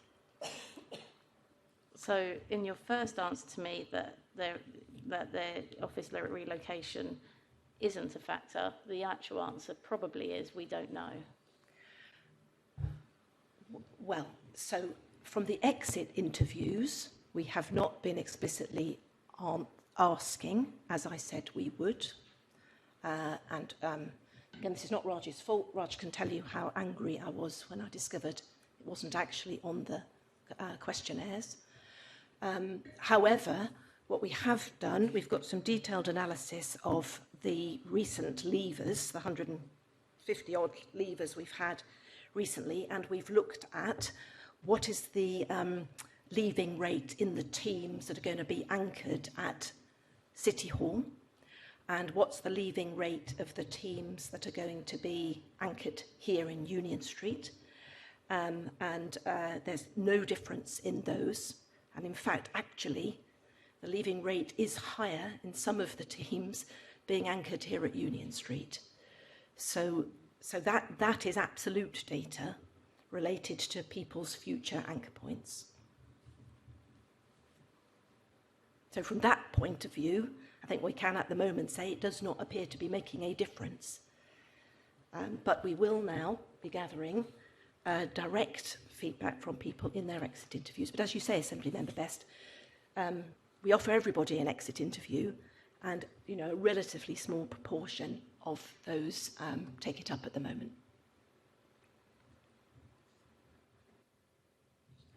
Are you finished? Sorry, Raj, sorry. Yeah, no, just the very obvious point, and I'm sure everybody knows it, but I think it is important to say, within the exit interview itself, we do ask, is there anything else that we need to know so that we can address issues?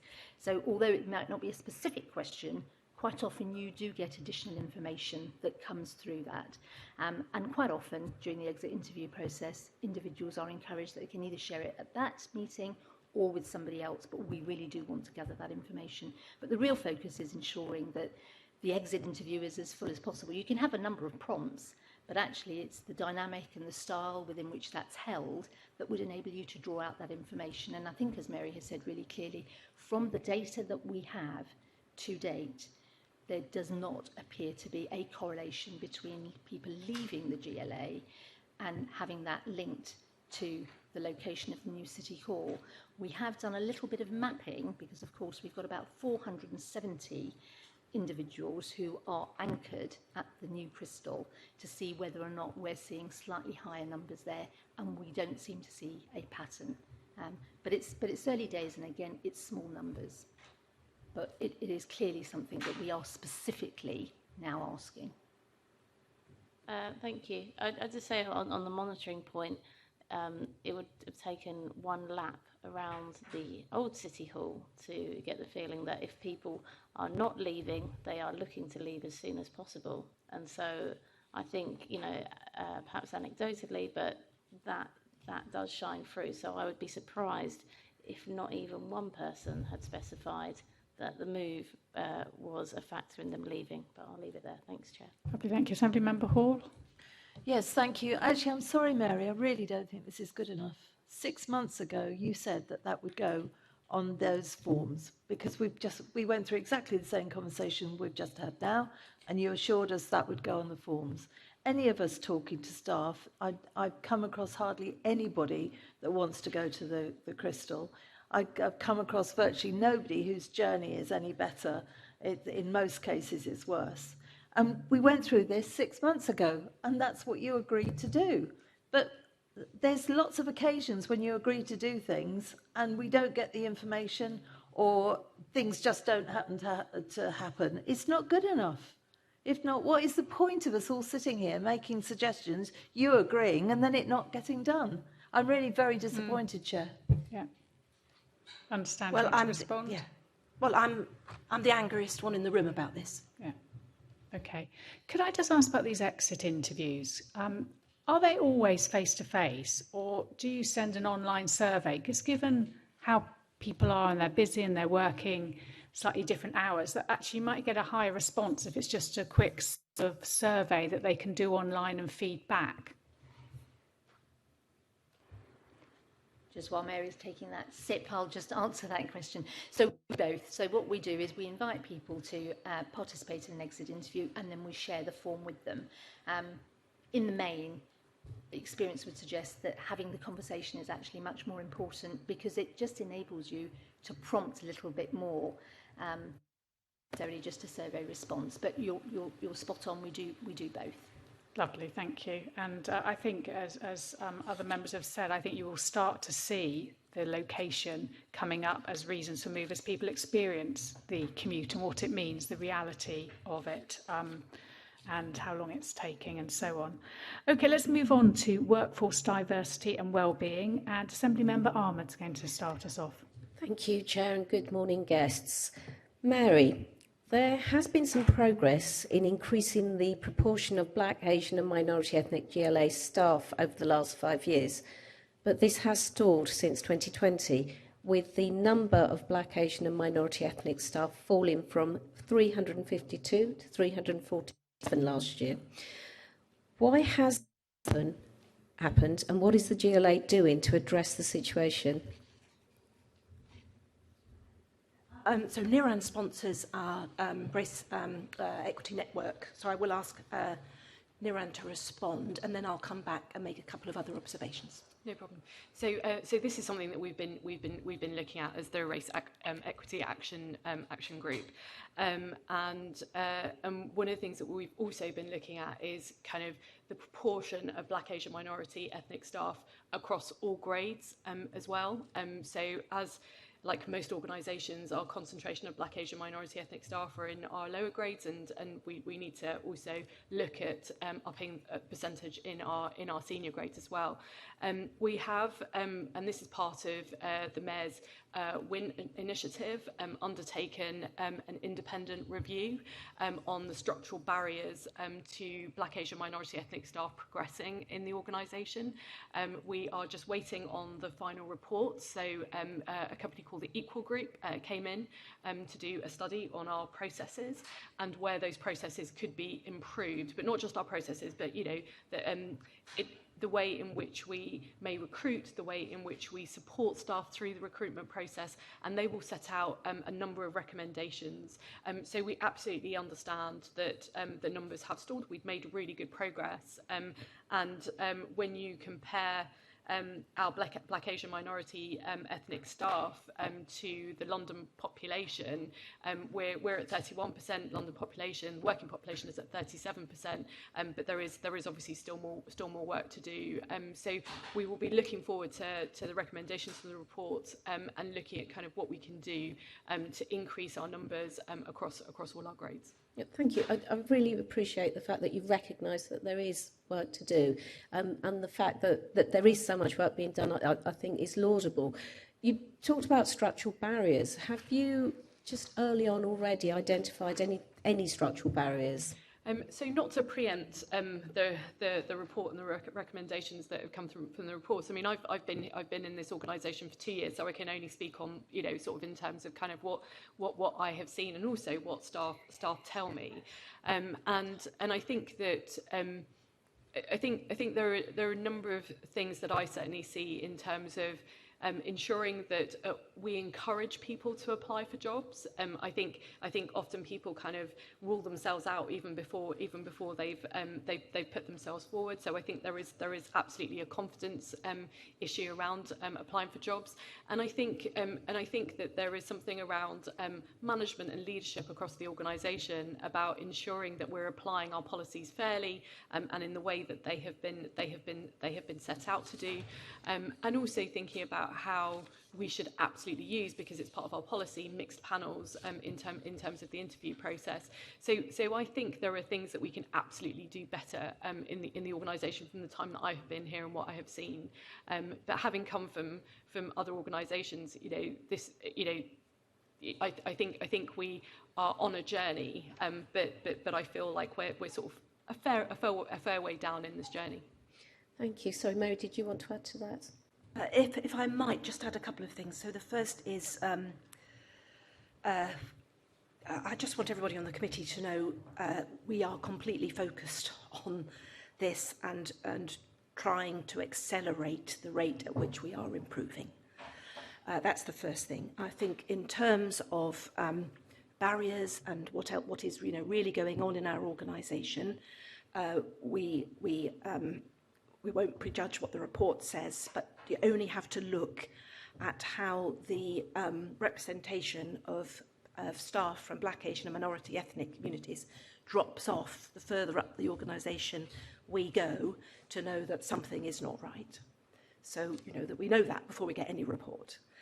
And the other thing I just wanted to say, in this workforce report for this 6 months, there is a really, really good piece of news, is that 44% of the appointments that we made externally in this 6 months were appointees from Black, Asian and minority ethnic communities, which is the highest percentage of external appointments reported in this data since at least 2016. So that's a sign that further upstream, as it were, we are beginning to get some things right. But we need to see that really start coming through at all levels of the organisation. Okay, that's very encouraging. So we know that there has been a significant rise in the number of Black, Asian and minority ethnic staff at the GLA since the Mayor took office in 2016, as we've seen now at 347 and a rise from 195 in 2016. Are you therefore concerned that last year, over a quarter of all leavers were from a Black, Asian and minority ethnic background? It's a similar set of answers, I think, that I gave to Assembly Member Best. So I am concerned because we're working so hard on representation. Every single person that we lose is a step backwards. However, in terms of overall proportions of our Black and Asian minority ethnic staff in the organisation, that the percentage of those leaving is not out of sync with that. So that's so I don't want many to leave, but we are going to lose some. In the natural course of events. If the percentages were massively out of sync, then I would be very, very concerned. Okay, thank you. Question for Raj.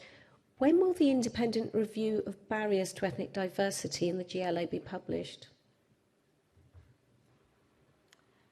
Now, Mary and Niran have been a little bit closer to this than I. Yeah. But So at the moment we're working on a timeline for March. It'll need to go to our diversity to DIMBY, which is the Diversity and Inclusion Board, and I think that's scheduled to go at the beginning of March with publication shortly after that. So it is imminent. So will that be published when we're in Purda then, or will it be before then? We're hoping to do so before then, because I think Purda is the 26th of March. Right, Yeah, yes. it would have to come out before. Yeah. Okay, thank you. And Mary, my final question. There seems to be a particular issue in the more political parts of the GLA, the London Assembly and the Mayor's Office, in attracting and retaining Black, Asian and minority ethnic staff. Could you explain how you will work with the Mayor's Office and us to explore the specific issues in our directorates?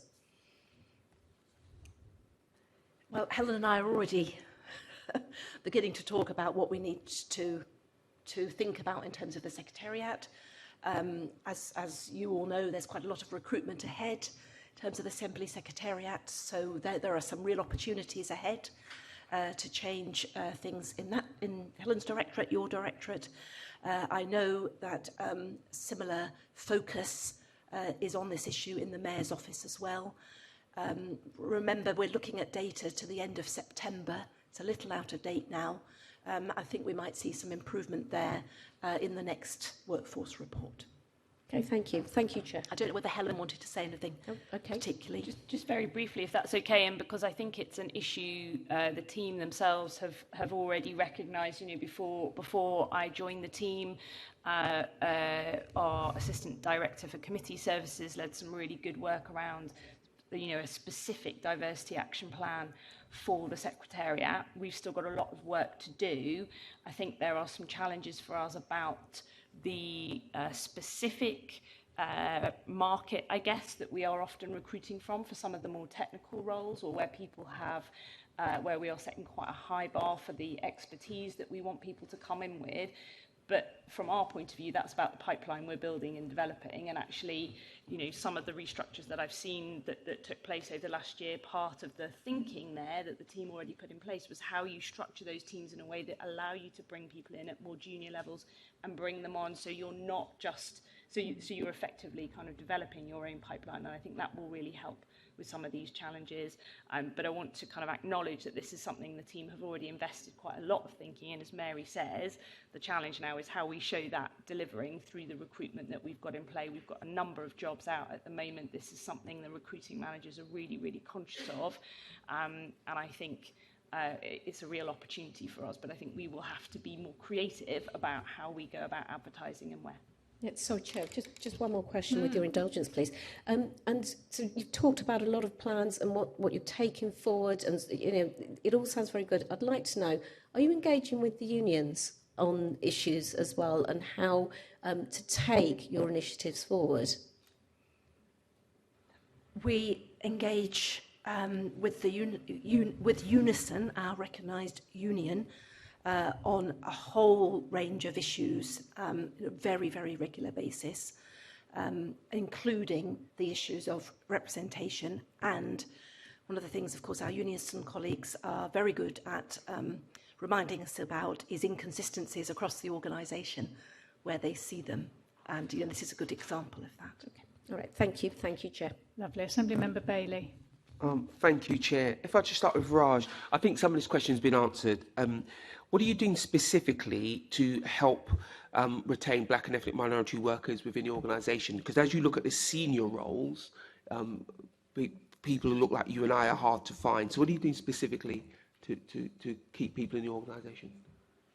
Again, I might hand to Niran, who sponsors the REAG, our Race Equality Action Group. So shall I start with you, Niran? And yeah, I'm happy to start. So one thing I would say in the last 2 years, particularly following the terrible incidents that happened in the United States and otherwise, we have been doing quite a lot to engage our Black, Asian, minority ethnic staff. So we have established REAG, which is the Race Equity Action Group, and I do quite a lot of work also with the network as well.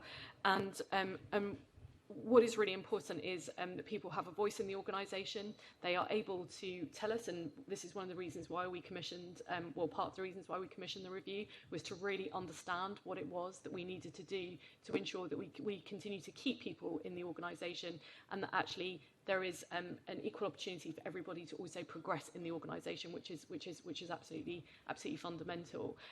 There is more work to do. I'm not, I think, like I said, we are on a journey, but we still have a great deal to do. And I think the recommendations that will come out of the report will certainly help us with that. I look forward to reading the report, but what work is being done around, because there's the race element of this, excuse me, but there's also the professional element of this. That's in a sense, more important. Mary can't employ people who can't actually do the job. So what are we doing to support people professionally to make sure that they have the skills to just win on merit? So one of the things that we've recently done is relaunch the mentor program within the organisation. It was one of the things that I looked at was kind of how well that was working.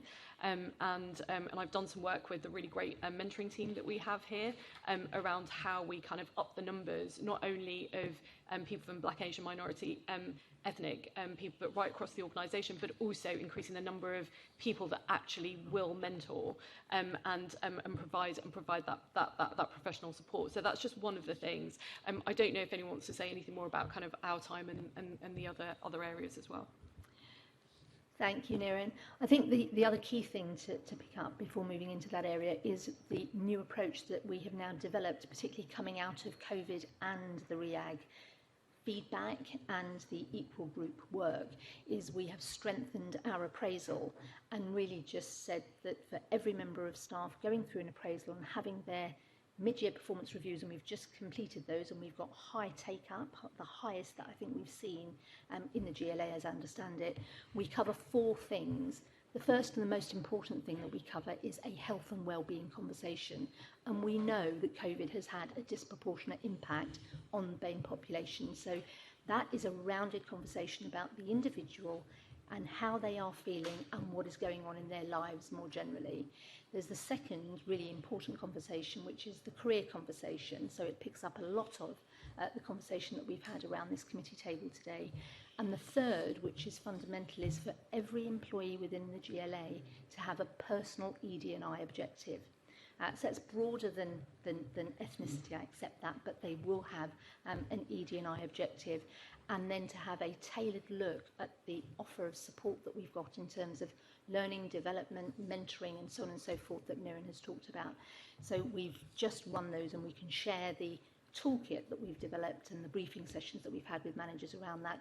Feedback has been very good. And back to the previous question, some of that has been facilitated through conversations with Unison and just sense checking those things before we actually roll them out to ensure that we are really responding to feedback from Unison and feedback from REAG. So thank you, Niran, and thank you, Mary. Thank you for that. Just a small suggestion. Maybe you should require, take a leaf from the Army's book. They require their senior staff to mentor their not so senior staff. It's a requirement. You might want to bear that in mind. Just a quick indulgence, Chair. What have we done to support people in the organisation with disabilities? No, that's the next section. That's someone else's question. I'm sorry. Yeah. It's in my notes. Excuse me. Okay. The Chair's now going to tell me off trying to after. steal people's questions I today. humbly apologise, Chair. Back to you. Excuse Thank me. you. I don't know, Rickardo, had you wanted to come in on this? It looked like you were indicating. Yes, thank you, Chair. So just to add to what colleagues have said, back in 2019, we launched a pilot talent management program aimed at Black and Asian and minority ethnic staff. It was unfortunately interrupted by COVID, actually, but it was a small cohort of staff who were able to apply to the program. And part of it was to try and identify talent within the organisation, to try and identify that pipeline of staff in order to work with them to progress to senior positions as and when they become available. That involved mapping individuals based on their skills, based on experience to roles within the organisation deemed to be critical roles, senior positions, those earning sort of 70k or more in the organisation, partly to try and identify that talent, but also to try and build up that pipeline, because as you say, Assemblymember Bailey, it's not just about people moving on and progressing. It's about people getting there by merit and being ready when the opportunities arise.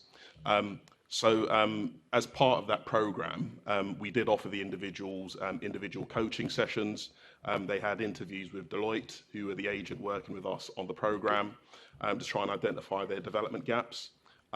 But as I said, unfortunately, it was somewhat interrupted by COVID, and then we subsequently had to pick it up again with the individuals. But certainly the learning from that will take forward into some of our work around, talent management going forward. So you're saying that has been picked up and it's... Yeah, we have made a start, is what I'd say. But I think there's quite a lot for us to build on. Okay, Thank you. Back to you, Chair. No more trouble from me, Chair. No. Sorry. Assembly Member Ruston, I just remind members generally we are quite behind, I think, today. We've got a lot to get through still, so if we pick up a little pace. Thank you, Chair. Yes, so I am picking up on disability, and just looking at the graphs in the pack. Well, first of all, the kind of London's working age population is 16% disabled people, and yet sort of across the GLA, the average is sort of around about 7%. So I just wondered how this compares to other similar kind of public sector type organisations. Is it normal to be like half of what the working age population percentage of disabled people would be expected to be, or is that what's happening everywhere? I'm just trying to benchmark where the GLA is. So, Assembly Member Russell, I don't know the answer to that question. My focus is on where we are now is way short of good enough. So we're focusing on doing something about that, and I can talk to that in a minute. In terms of how that looks across the public sector as a benchmark, I don't think, Raj, unless you've got that, I can't give you that today. Perhaps, Raj, do you have that? Let us come back to you with that. Because that is be... also a moving feast at the moment, particularly with COVID and long COVID now becoming potentially one of the factors that would contribute to an individual recording themselves as having a disability.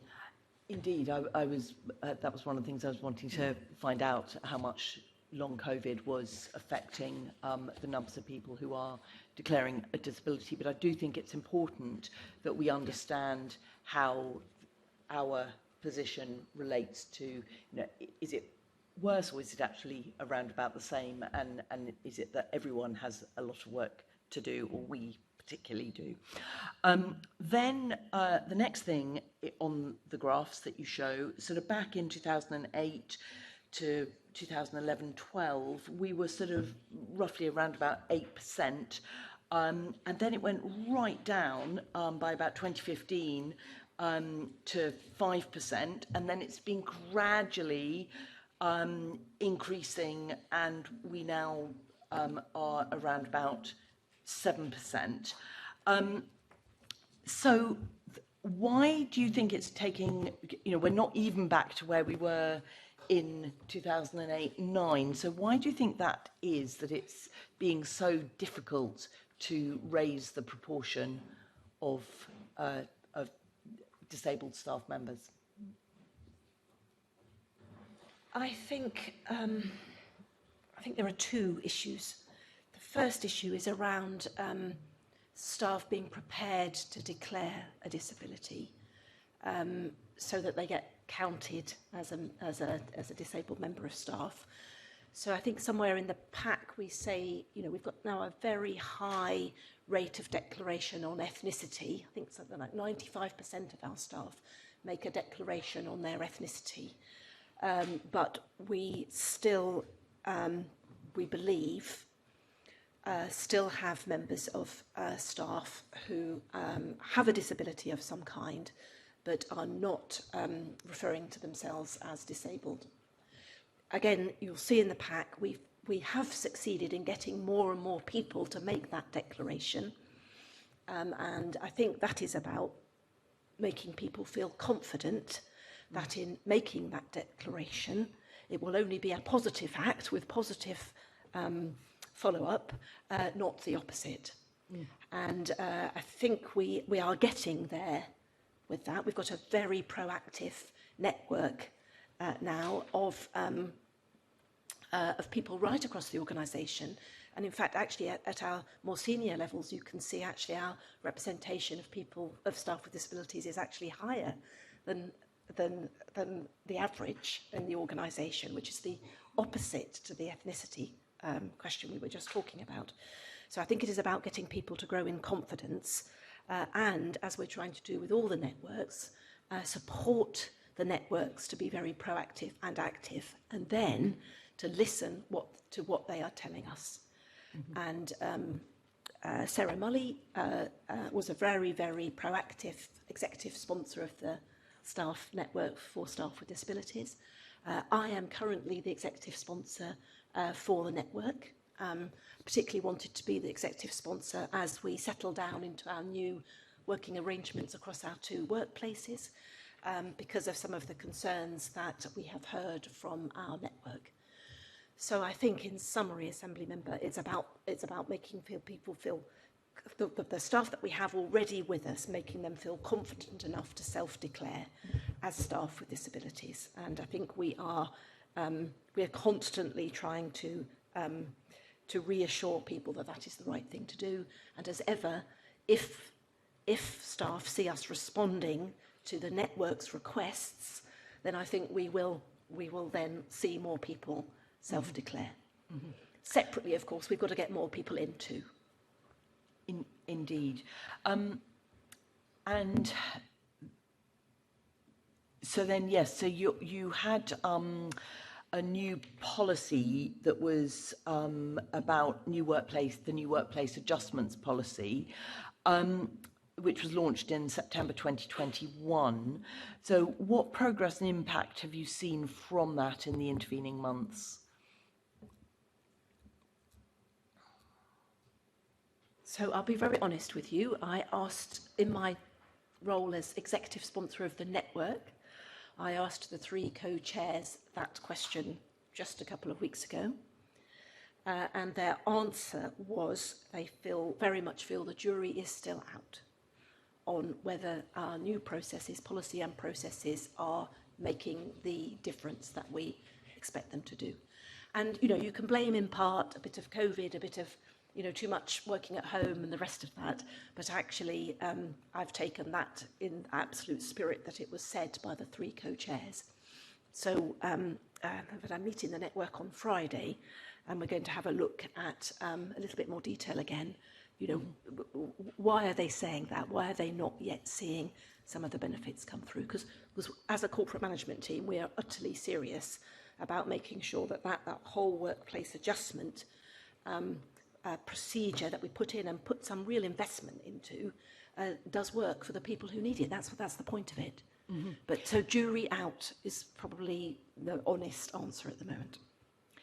And I can imagine there could be, we're currently in a very hot desking situation, and even when we've moved beyond working in this building and we're based in the Crystal, and obviously some people will be still working here, but that presumably, if you need particular adjustments around your actual physical working environment, that presumably is more complicated to manage, or maybe more stressful for people. I don't know if anyone's able to just more comment. Complicated, but not impossible.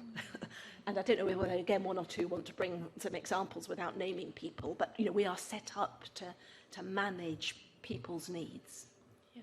Would you mind if I come in? I think one of the most important things that we need to do, and we're certainly doing this as an executive team, but also through the organisation, is about raising awareness and making sure that our managers in particular are aware of the workplace adjustment policy, and making sure that those are, and holding them to account, and making sure that those are absolutely enacted. And you're right, it is going to be more complicated. I mean, I've been out there today, and there are 3 chairs which are like special chairs, that we're moving around to kind of bring other chairs in. So it is going to be that much more complicated. But one thing to say is that the ED&I team here at the GLA, they are doing quite a lot of work in that awareness raising, and I'm happy to talk a little bit about that if you would like me to, in terms of the sorts of things that we're trying to do. Do you want to just brief? Yeah. We're aware we're up against the clock, but yeah. So we've just recently introduced a new disability e-learning, and this again is about kind of raising awareness. And we've done this with specialists, including Inclusion London, and in March and April we'll be launching facilitated disability awareness training for managers, which again goes back to what I said about the need to make passports more, sort of doing more around those. And we'll also be hosting a new cohort of our Steps into Work internship for neurodivergent students in April as well. So there's, there is quite a lot going on, but there is more that we need to do, because this is very much is about awareness raising, and the more that we know about it, the more that we understand how we can adapt our workplaces. We're hoping that will help us in terms of kind of recruiting more diverse people into the organisation. Thank you, and that's useful detail to help to understand, and really good to hear, Mary, your kind of work to understand and sort of listen and find out how things can be changed. Raj, I just wanted, this sort of partly goes back to the long COVID issue, but I just wonder, since the GLA's new workplace adjustment policy was adopted, what improvements have you seen in the recording and reporting of individual sickness cases that relate to a staff member's disability? So I think it's fair to say that we feel that certainly during the COVID period, with more working at home, it has been harder, not just at the GLA, but when I talk to my peers across industry sectors, to really capture that data. So quite often people will be poorly working at home in a lockdown sort of situation, and less likely to feel comfortable about saying that they're not well enough. And quite often feeling that they're going to let the team down. So we had, colleagues will have to remind me, 1 week runs into the other for me at my age, but I think it was about 2 weeks ago with the senior team, we took them through a briefing about the importance again of going back to that health and wellbeing conversation, really understanding what's going on with people, encouraging people who really aren't well enough to actually record that. I think the key thing that we're seeing come through, where we are getting a picture around sickness absence, and again it applies to the GLA as it does to other industry sectors, we are seeing more psychological stress, mental health and well-being issues coming through than perhaps 2 years ago. And I know Helen probably will pick up on this later on as our new sponsor for health and well-being, but we are really going to now have a spotlight around the offer that we need to put in place around psychological and mental health support. And Phil did an amazing blog that went down very well, and a little video for all of the organisation last week, which was very well received. So senior leaders talking about these things, sharing their own experiences, championing is going to be really, really important. But we are having to do lots of work. It's just, to be absolutely honest with you, around encouraging people to record and managers to actually report in iTrent sickness absence. Thank you. So I'm now going to move on to gender, and it was very good to see the small piece at the bottom of the slide on page 23 that says that the GLA recognises non-binary identities, and through the use of gender-neutral language, through its HR policies and communications, and by working closely with the LGBTQ+ staff network group.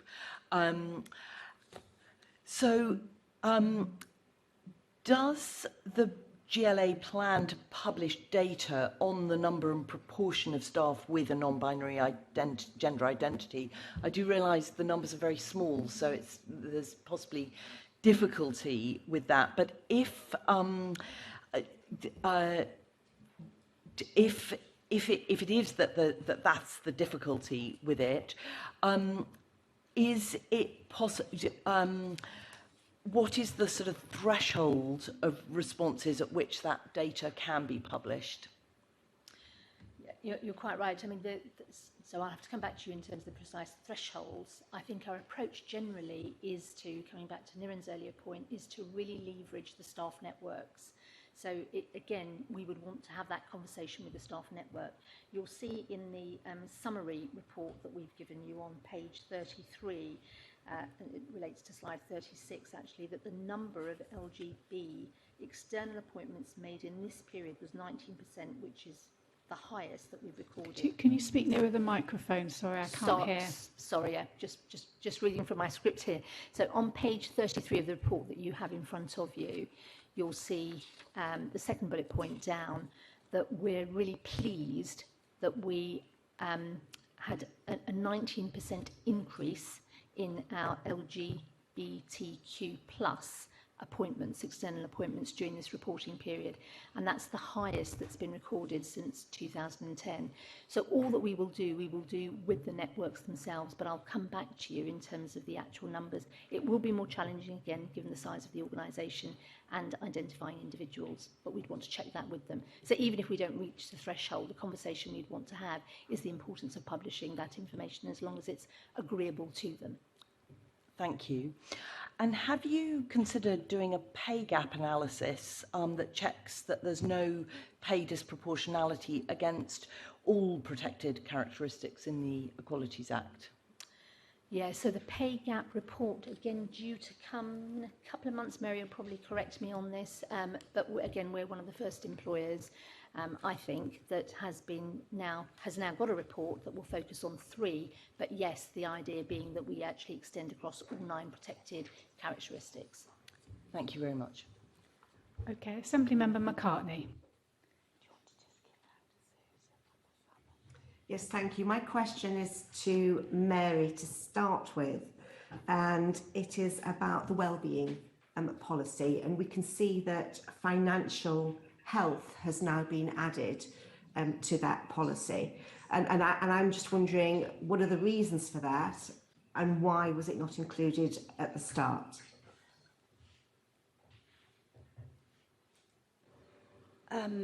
Thank you, Assemblymember McCartney. It's a good question. Why wasn't it included at the start? I don't think I've got a good answer to that. Somebody else might remind me why that was. But there are 2 reasons for having it in now, I think. The one sort of local reason, if I can put it like that, is to do with our planned payroll arrangements that are coming in the autumn, which has meant that, again, talking with Unison and talking with the staff networks, it's been clear that there are some people who are worried about the transition and budgeting through the transition. So that's put it on the agenda. But I think more broadly, the current economic climate and current levels of inflation, some of the energy cost issues coming ahead just makes it, as you say, probably an obvious thing that we should probably have on our radar for staff all the time, recognising that some staff will be facing particular issues at different times. So it's firmly on there now. That's the thing I could say. I don't know whether, Helen, you wanted to add to that. Just very briefly, I mean, I think it's worth reflecting that what I've come to understand about the strategy that has been in place, the action plan that is there, really strongly to be welcomed. It's the first time I think the organisation has had that. The intention very much was that it would be a live document, that it would continue to evolve to reflect the particular needs and challenges of staff at any moment. Not unsurprising that over the last couple of years you've seen a really heavy focus on the impacts of COVID, both mental and physical, and the provision that has been made available to staff has reflected that. So I don't think it's, I think my hope would be that we would continue to see it evolve in this way and to react and respond and to the concerns raised by staff through the network or through the new subcommittee that has been established and which we can perhaps come on to. So as Mary says, really important that it is there. I think I would want to continue to see it evolve and shift as needs and concerns emerge over time. Thank you. And could you just let me know what specific issues you're looking at with regards to this work? So on financial stuff specifically. Yeah. So I think the intention is to roll out some specific opportunities for staff to think about, so kind of obviously the very broad general support services that exist in this space anyway, EAP, which you'll have heard about before, and other things. There are now going to be some specific training and support opportunities through March and April of this year, thinking about coping strategies, thinking about resilience, thinking about information provision, making sure staff understand where other avenues of support are, and the kind of practical steps people can take where they're concerned about money or where they might want some additional support in managing issues of that nature. And I think kind of critically as well, making sure that lines up really strongly with the work that colleagues in HR are doing more broadly around people issues, but also, as Mary has described, how we communicate, think about rollout, things around payroll, and all of the other things that are coming up over the course of this year. So there will be some specific provision through the wellbeing strategy and action plan. We'll start to test that with staff in March and April in the way that I've just described, but I think there's then a really important job for us to do to make sure that the well-being element of this is a really clear and considered part of the broader stuff that will come down the line from HR.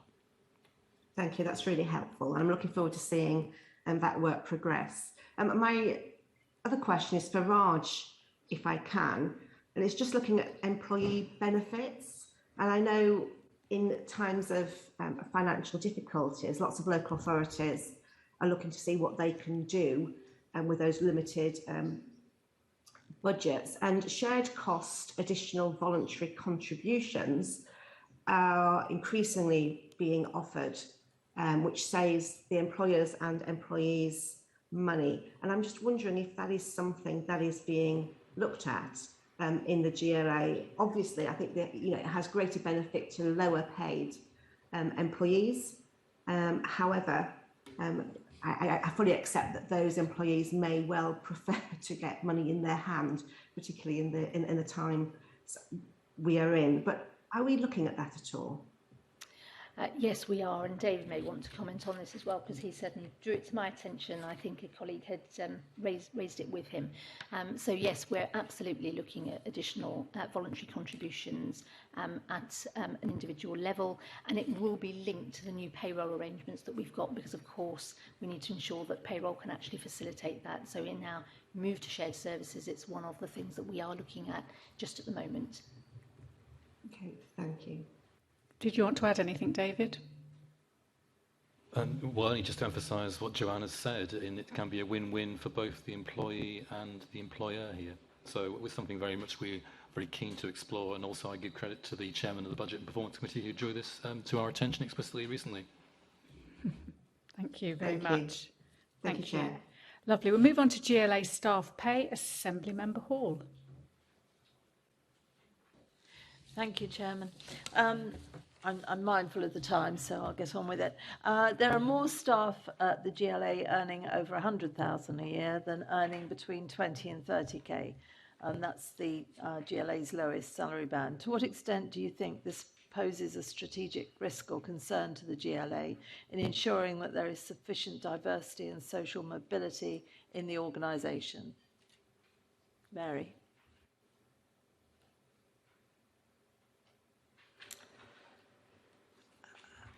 That's a big question.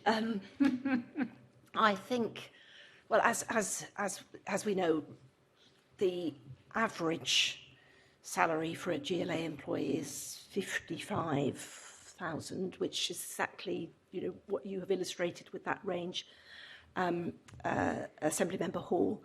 I mean, I think we are a strategic authority. A piece of regional government, and that does have a direct impact on the types of roles the job that we do and the types of roles that we have here, and that drives to some extent absolutely drives the shape of our workforce. So unlike, for example, local government, we don't have some of the lower paid posts at scale. So my first point really is this is about the organisation we are. But to come back to all the rest of the conversation we've been having today, that said, we need to make sure that we are drawing our staffing population from as diverse a set of communities as we possibly can. not just the communities with protected characteristics that we've talked about today, but also in terms of background, experience, and other issues as well. So that is what we aim to do, within the limits of the profile of this organisation and the jobs in it. I think if I can ask Joanna maybe to add to that, given she heads up the policy area here. Yes, thank you. Yes, I think there's also something about encouraging people in at the lower end, and the work that we're doing both in terms of apprenticeships, Kickstarters and so on, I think is really invaluable, because we want to get people into the organisation in the first place. Separately, we've talked a lot this morning about moving people through, but unless we can actually get people in to start with, and sometimes people can be adverse to actually applying, they're not sure this is for them. So there's a huge focus for us to make sure we've got the right kind of skills available in the first place. I think in some ways, ironically, it's a positive thing that we do have this wider range of salaries, because it does mean there are opportunities. There are more opportunities here than there will be in the typical London borough, just by the nature of the strategic authority. So I think, we just got to look at this holistically. This week we're doing a big launch, people may have seen it already, in terms of the skills programme across the piece. It's certainly an area where the indications are government's going to be giving more money in the future. We're currently being encouraged to bid again for additional resources into the next financial year. So I think the more that the GLA actually becomes that centre of strategic excellence in terms of skills and employment, the better. But this is very much this holistic journey, and the fact that we actually do offer opportunities at a different level does mean that we're in a positive place for making sure that we can have that broader range of the population actually working for us. Okay, I hear what you say. Mary, do you not think it's just too top heavy, with more people earning over 100 grand than earning between 20 and 30k?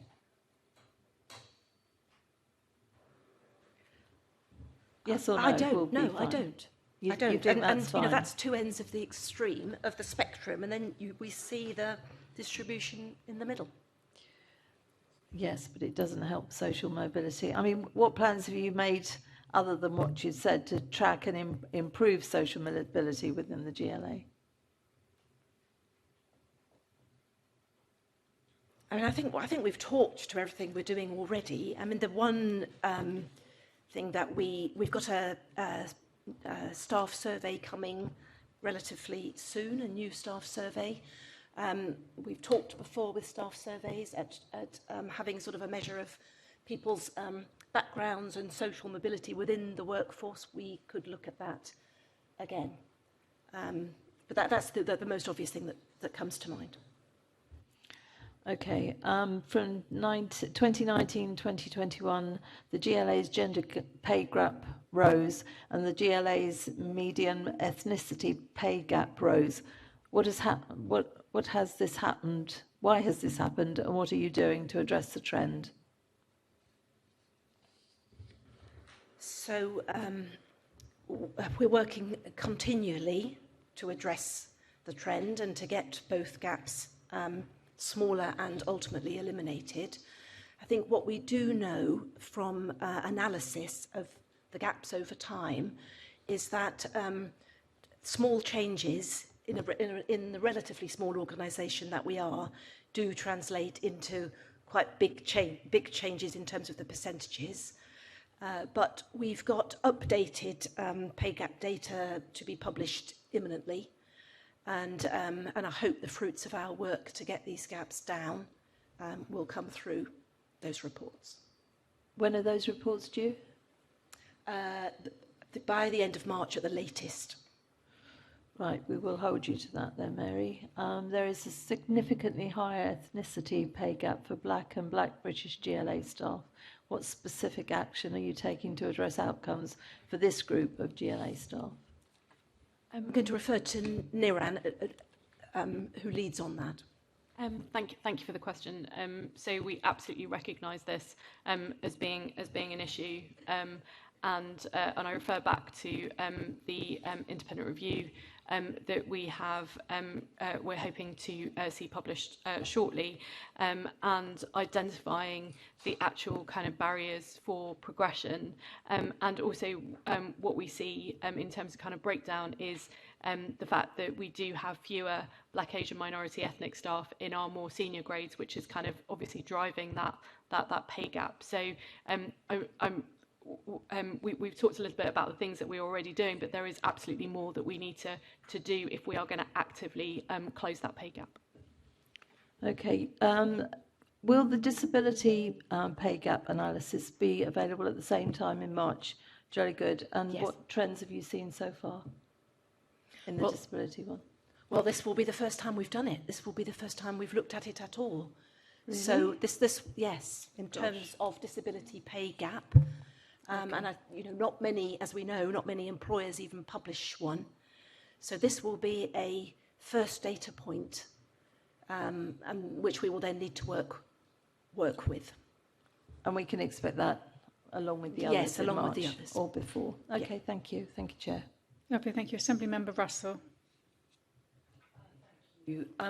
Mary, I'm aware that the GLA participates in the Stonewall Workplace Equality Index, and I just wonder if you could set out what benefits we've had from the programme and also confirm that we're continuing with it. Thank you very much. So yes, we are continuing with it, and we have made our submission for the next round of judgments, having done so well last time. The benefits of it, I think, I think others can probably talk to benefits as well. I think it signals very, very clearly to our staff how serious we take all of our staff who are part of that community. As we said, some of whom, are in tiny numbers here. I think that's really important as an organisation. I think it also helps keep us very much focused on what more we can do. Thank you, and useful to, good to have confirmation. Then my next question is for Raj. What has been the impact of the GLA's new acting up allowances and honoraria and recognition payments policy on the fair distribution of payments?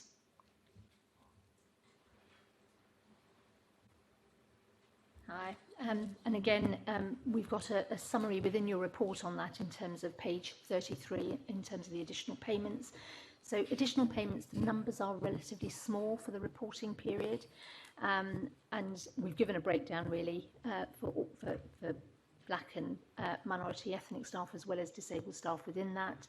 I don't want to put necessarily Phil on the spot, but he's doing some really good work around his own directorate adopting a directorate sort of challenge of proposals for additional payments. Do you want to come in there, Phil, or shall I? I can come in very briefly. This is specifically on the recognition payments element of this rather than the honorarium and acting up. And it's a process that it's something that we are in the process of putting in place. So I don't have evidence as to what its impact will be. But something that's been very clear to me is that we haven't had the data or a mechanism to look at how nominations for recognition payments are made in the RAND in the past, because they sort of come in on for approval on an ad hoc basis. So I'm looking to move to a quarterly system where my directorate leadership team and I will look at the recognition payments that are proposed for excellent work across a piece, to be able to check that there's consistency in the way that these are being used, that there's transparency, and to actually start to get to grips with the data as to what it's telling us about where they are going in terms of age, ethnicity, seniority, which I think is potentially a risk here, and so on. Yes, I think also the data shows that on average male staff received a higher recognition payment than female staff. Is that right? and gender. I didn't leave gender off the list deliberately, but yes, I think that has been right across the organisation. I haven't got the data to know whether it's been the case in good growth, but I think my worry here is that even if that were the case in good growth, I don't think we've quite got a mechanism that allows us to grip it at the moment. So that's what I'm trying to put in place. Okay, so what's your timescale for trying to sort this out? I'm slightly nervous about having this conversation in front of the Assembly because I haven't had it with my staff yet, more widely. But I mean, essentially from the beginning of the new financial year is when I'm aiming for. Okay, thank you. And then are there plans in place to review the policy in light of the data available since it was published? I think, I'll take that. I think we will review it. I think the important point, Assembly Member Russell, is that despite the data that you are looking at now, we are already in a much fairer place than we were. So we have tried to make it very clear across the organisation that there's a process for recognising people. There's a tariff for recognition, not any old number. There's a tariff linked to degrees of what we're trying to recognise. And there is indeed a constant review of the outcomes of those payments for fairness. Mm-hmm. So our pay gap, our gender pay gap data, I think the first one issued after I had arrived here, looked at additional payments, and I can tell you the situation was dreadful. This is still not right, but it is much moved on. Okay. So that I just wanted to make that point. We've picked on poor Phil here because he's trying to push it even further in his directorate at the moment. And then we will move the organisation behind good growth to do the same. But we are, it seems to me that there are a number of things that matter most to the people that work for the GLA. And as far as I'm concerned, the number one thing is that people are being treated fairly. Yep. And that's been behind an awful lot of the work I've been trying to do in the last 3 years and will continue to do. And this is a good example of that. Thank you. Lovely, thank you. Right, I've got Assemblymember Prince wants to come in on this, and then Assemblymember Sahota will be coming to you, and maybe you might want to try and condense some of your questions. I'm mindful of time, and we've still got 3 restructuring reports that I know members have questions and comments on. So, Assemblymember Prince. Thank you, Chair. Just a quick question to Mary, if I may. Mary, this is about the move to 4 weekly pay, which I believe you're proposing. Could you tell me, I understand there was a consultation conducted with staff on 4 weekly pay. Is that correct? Yes, because it's a change to terms and conditions, so we have to consult. And what was the outcome of that consultation? Mixed. A few people were happy with the proposal. Most people who responded to the consultation weren't happy with the proposed change. What were the sort of percentages, please? I don't have them on top of my come head. Back with but us on that, yes, Mary. I can come back. But it was a significant majority not wanting us to go ahead. Yep. So you conducted the survey and then you just ignored the outcome. Is that correct? We are going ahead with the change. What we did get from the consultation was a lot of understanding about what worries people, and therefore sort of the basis for thinking about the support that we need to give people in the transition. But yes, we're going ahead despite the consultation result. Yep. So was there any point in actually holding the consultation if you were just going to ignore the outcome? We're legally obliged to consult Assemblymember Prince because it's a change to terms and conditions. Yeah. It's a shame you're not legally obliged to actually take any note of the outcome. I'll finish there. You've made your point. You've made your point. Thank you. You. Thank you for your patience. Assemblymember Dr. Sahota, over to you. Thank you, Chair. This is a question for Mary. For Raj. One of the impacts of the COVID was that you extended the window for applications. and the recruitment window. What was the impact of this increase in the temporary extension? What was the impact of it doing so? Yeah, if I just come back actually to that payroll point just very quickly, I think it's important to say that the London Fire Brigade, who currently provide the payroll service to the GLA, were ceasing to provide that. So there was we're all very aware of that. Yeah, so I think you. it is important to say there wasn't much choice really. No, I appreciate that. Around where we Thank you. found ourselves. I think in terms of the point that's just been asked now, in terms of the change to recruitment during the peak of COVID, where we extended the period for applications, I think it's really difficult to say again, small numbers of posts, this is a small organisation, can we really conclude that just by extending that window we got a greater number of applications, or indeed a greater number of more diverse applications? I think you sort of, I'm not sure you can necessarily draw causation of extension of that timescale to what actually happened, but we did see during that period, we did see high numbers of BAME applications and conversions, which are in the report. So, but you've actually done an analysis of the impact, have you? Yes.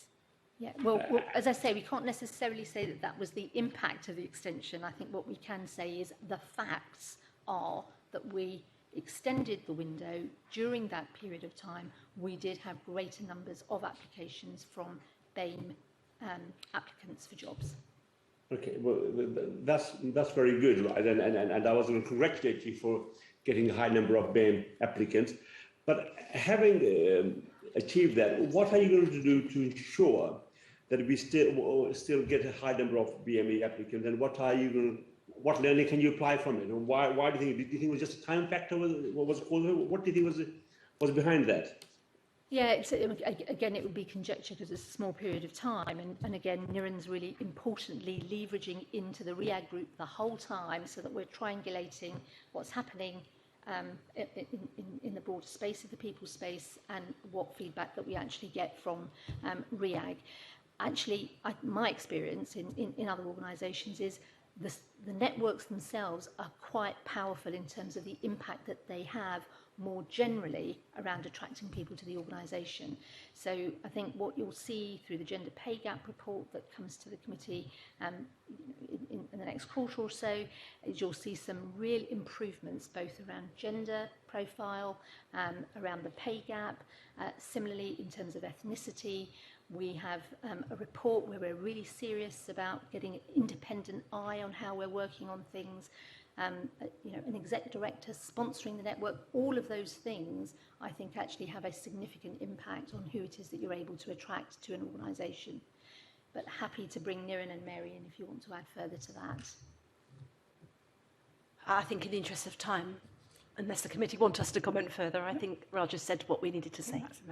Okay, so thank you, Mary. Mary, just come to you specifically. Would you consider expanding the number of people able to participate in the GLA's media and marketing BME internship, given the high number of applicants last year?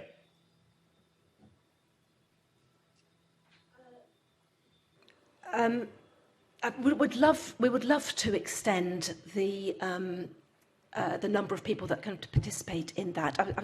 Niran didn't catch the question. It's to do with the media I'll repeat it. apprentices. But it is all about, people that come in on those schemes also need support. They can't just be left to get on with it. So, they have to be buddied up with people in the media team and the rest. So we have to just think about the support that we can truly provide.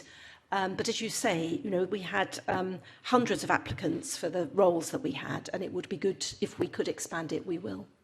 Yeah, What's the rate limiting factor? What's preventing you from doing this, Mary, expanding it? Because given the number of people who are interested, and the next question was going to be, how can we expand it beyond the media and marketing? But what's the bottleneck? So the limiting factor, Niran. Yeah, so I can come in. I think as Mary has quite rightly said, we are putting people into kind of what are already incredibly busy teams. And I think it's the capacity and the care that we need to give those individuals while they are working with us. And therefore, you know, we take what we can manage. We are a really small organisation. These are relatively small teams that people are going into. Yes, we would absolutely love to have more people come through if we could possibly handle it. But it is a capacity issue, and it's the care that we need to provide those individuals to ensure that they get the maximum from these schemes. Thank you. I mean, I won't label the point, but you need to accept that this is a government body, public funded body, and we need to encourage people into internship programs and expand them.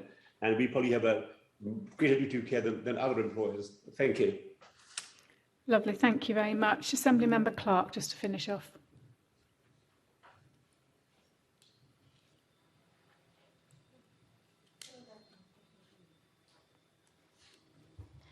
Yeah, hello.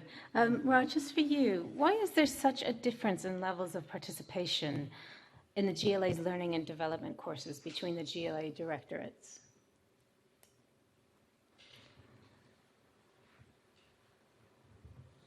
Sorry, why is there such a difference in levels of participation in the GLA's learning and development courses between the GLA directorates? So in terms of who's taking up these courses? Again, I think this data is pretty reflective of the profile of the workforce by directorate. So larger numbers of people employed in the 3-4 heavier users, so good growth, higher numbers of people, and then higher take-up, communities and skills, housing and land. I suspect there is a correlation there, is my immediate response.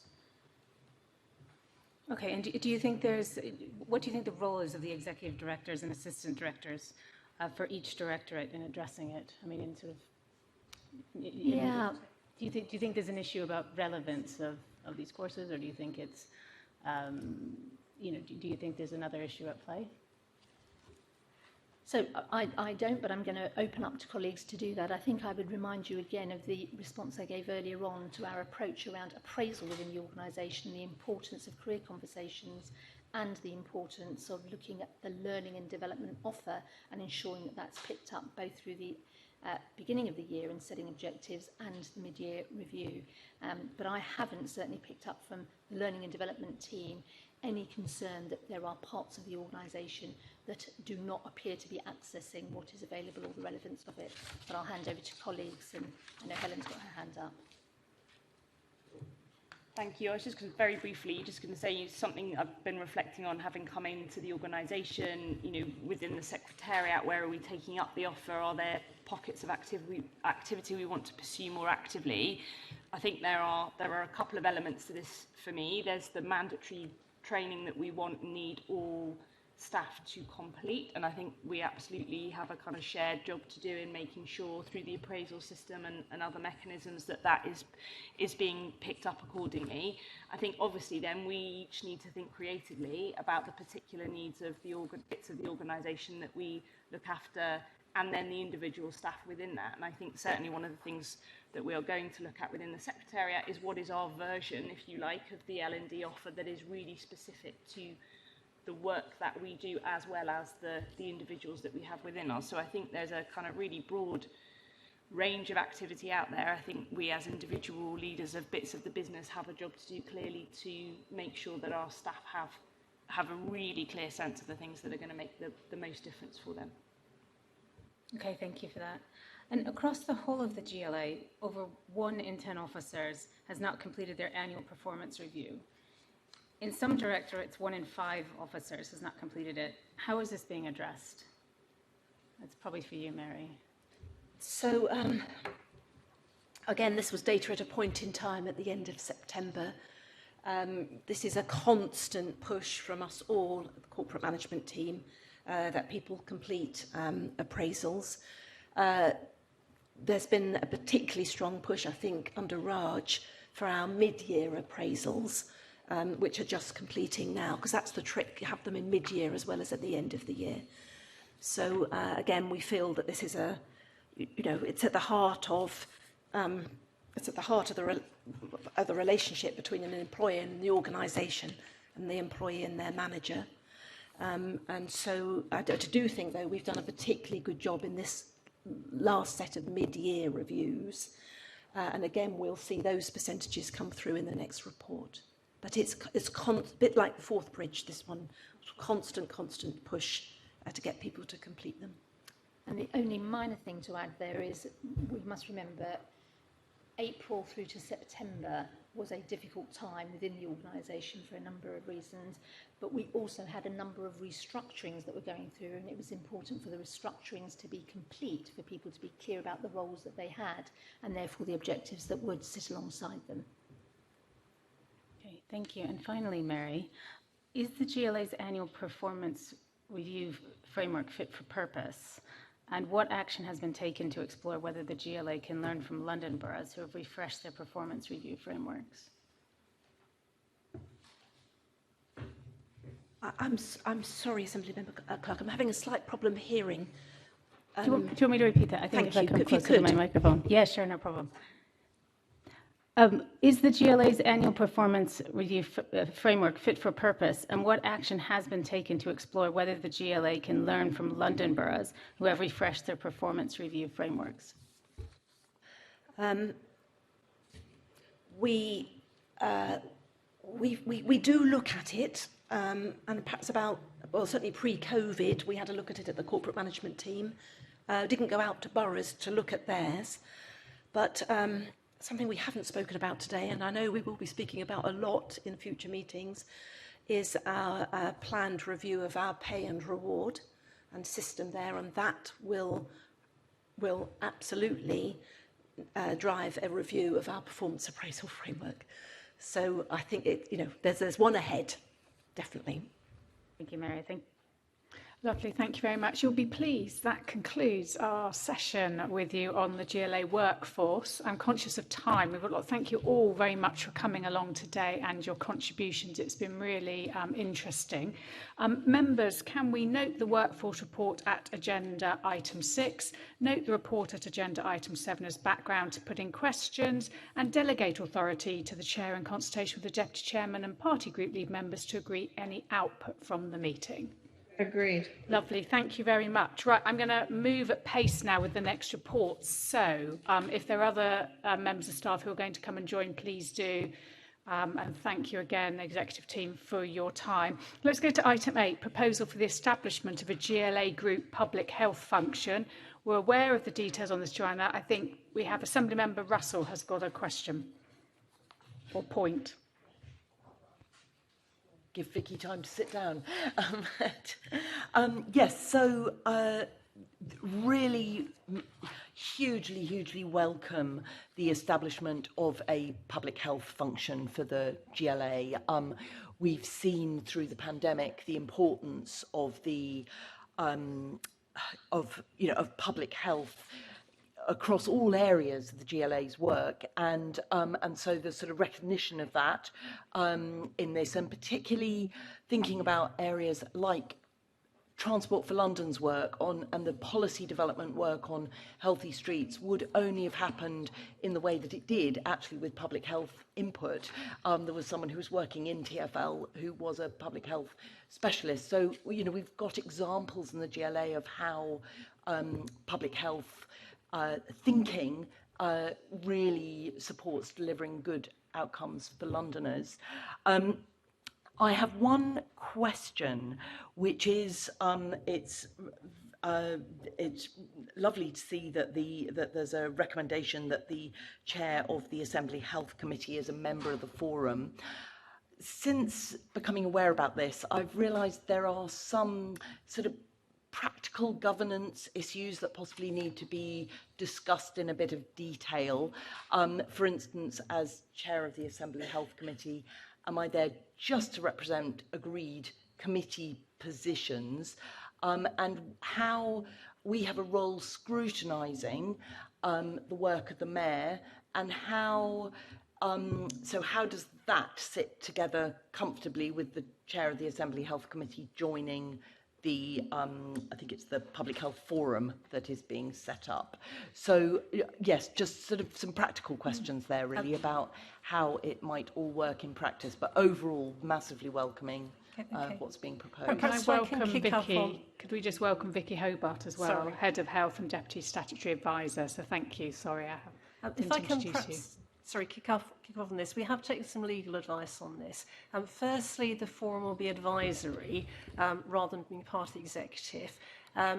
Clearly, there may be occasions if the health committee were putting the sort of scrutiny hat on, where there could be a potential conflict. So I think it's something partly to discuss offline. It would be a matter very much for you or whoever was the chair of the committee at the time. But most of this is really about a forum to actually review the work that's going on, act as liaison and so on. There'd certainly be a range of other options. So one option might be that you or whoever the chair was attend as an observer, so you can take part, but you're not actually taking place. I mean, it's not a decision-making body, so in that sense it stands apart. It's an extremely good question. It is one that we've taken legal advice on. So I think there are a couple of options in terms of how that might work. The spirit of this, though, was very much recognising that Vicky's role is very much to give advice to the Assembly as well as to the Mayor. And it was really important we had some kind of glue to, behind the scenes, give it an informal forum there. We'd be very happy just to discuss the mechanics of that and actually what would work best for the Assembly in terms of their connection and connectivity to that. And also obviously very happy to share the note we've had back from the lawyers on the back of it. I don't know if Vicky's got anything else that she wanted to add on that. No, thank you. That sounds, it's really reassuring that you've also been thinking about those issues, because we just want to make sure we don't hamper the Health Committee in terms of our scrutiny role. Yeah, absolutely not. We're absolutely determined that shouldn't be the case. Thank you. Okay, lovely. So members, so I think if that could be taken away offline and worked up an option, it might be the observer option, because it's about the two-way flow of information as well to help our scrutiny work. So we've considered the proposals, you've heard our thoughts there on those and the recommendations. Can we note the recommendations endorsed by the GLA Group Collaboration Board, and note the intention to consult with them at a subsequent meeting regarding the creation and deletion of posts in line with the provisions of the GLA Head of Paid Service Staffing Protocol and Scheme of Delegation? Agreed. Thank you. Item 9, proposal for the creation of a digital transformation unit and associated changes to the GLA establishment. I know Assembly Member Cooper, you've got a question on this. Is this just to you, Mary, or have you got someone joining you? Oh, sorry, Niran as well. Niran, okay. It's to Niran, please. It's to Niran I will support directly. Niran. So sorry. Assemblymember Cooper, over to you.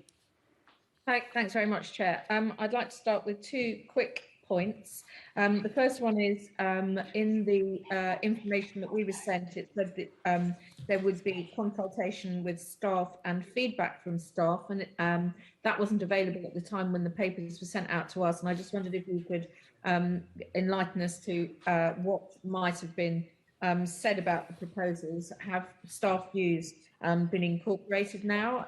Could you let us know what they are?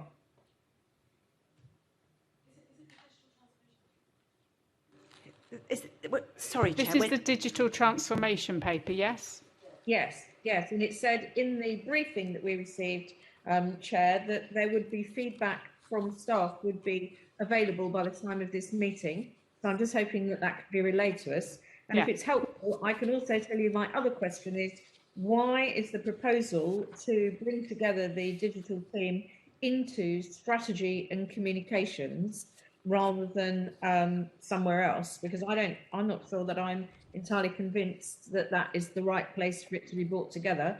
So I'd like to hear the rationale underlying that. Those 2 points, please. Thank you, very clear. Yeah, sure. I don't have at hand, and I'm happy to provide it in terms of the staff feedback. So this is not, this won't be a formal consultation because it is a change in line management and not sort of full kind of structural changes. But we have been speaking to the teams that Luke Marshall-Waterfield, who's been pulling this together, has been speaking to them about how this will work and how this will will come together, and very much their thoughts have been fed into the structure, because we have a number of experts already within the organisation, and in terms of kind of how that will work. But I'm happy to provide that to the Assembly in written form, and I can go back and ask Luke. The second thing, in terms of why strategy and communications. So strategy and communications was established, as you're aware, 2 years ago as a central kind of corporate function where we bring together those services that serve the GLA, excluding, of course, finance and HR. So bringing it together here with the recruitment of a specialist assistant director that will lead this is about bringing that together with existing teams I already have, including the City Intelligence Unit as well, which will work very closely together with this new digital transformation function. And just to say as well that in terms of governance terms, the work that this unit will do, and myself and the new Assistant Director will be held to account by an existing digital board that we already have within the organisation in terms of kind of how we progress and how we move this transformation forward. Do you want to come back, Assembly Member? Not on those specific items. I mean, the other aspect, I suppose, is about the savings, which are mentioned. But I was going to pick that up when we talk about the location of these staff, because my understanding is that that's the next section, and that's talking about putting technology support services together with Transport for London. So yes, that's the next report. So yeah. So can I just clarify then, where would these new staff in this digital team be located? Where would they be? They will be located here at Union Street. So they will be at Union Street along with most of TG. Yes, that's correct, and along with City Intelligence, who are also based here as well.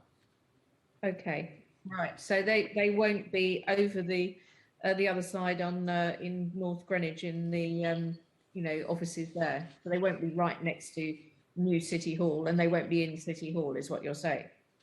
No, the proposal is for them to be based here with the other team. So as you're aware, you may not be aware, but strategy and communications is split across two sites. So so I will have some teams over in the new City Hall and some teams here, and this team will be located here. Okay. Okay, thank you. Okay, Assembly Member Russell. Thank you. I just wanted to sort of pick up on what some of the benefits of doing this digital transformation, this approach to insourcing, which is usually a really good thing because it you've got that expertise in-house, and you're delivering projects potentially in a more cost-effective way. I just wonder what you think are the risks from that. Do you actually have the expertise in-house to be able to deliver on those cost savings? Of course. So we have some expertise already within the organisation, but this proposal recruits 12 additional FTE, hence the increase in establishment, and that is about bringing the expertise in-house. So it's about growing the capability that we already have, and there are very specific roles which have been outlined in the paper that are needed. So when we think about kind of sort of design and also kind of management of sort of developers that are needed, we have some, but we certainly don't have enough, and we need to increase that expertise. And yes, of course, there are always risks to doing this. We have looked at other models, specifically GDS, which is the Government Digital Service, and the way in which they have grown their expertise and the sorts of roles that they have in place as well. And what we've also done is looked at kind of what our contractors, so we have, so you can see our contractor spend is approximately 1.4 million a year. What is the service they provide that we could provide in-house, and that's what we focused on. Thank you. Okay, Assembly Member Bailey. Thank you, Chair. One of the negatives of insourcing is that the team then loses the necessity to deliver for the client. What are you going to do to mitigate that? Just to explain your question a little bit more. So what loses the They lose the motivation to deliver, don't they? They're in the organisation. They're comfortable. You can't remove them as you could as a contractor, as it were, an outside service. So what are you going to do to mitigate that? So this is very much about growing capability, and one of the things I would say is that we are looking at sort of. One of the things that happens is when contractors come in and they provide a service, they take their capability away with them. There isn't too much learning that happens within the organisation, so that is absolutely what needs to happen. The other thing is that we are starting with fixed-term contracts to begin with, so because this is about what we know we need now, but it may not be what we need in 3, 4, 5 years' time. We may need very different capability as technology grows and also as our asks of the organisation also grow. So that's one thing. It's about kind of making sure that we can refresh our capability within the organisation.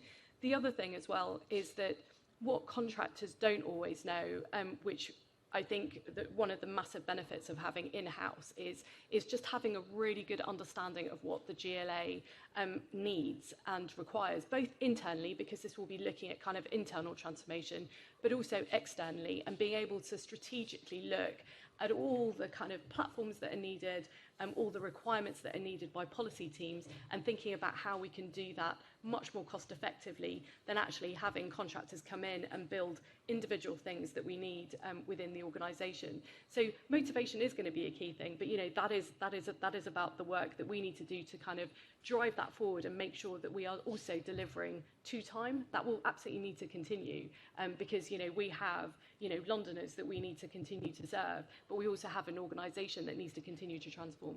Okay, and you're not worried that an in-house organisation won't have the same market understanding as a contractor, will be as fleet as foot?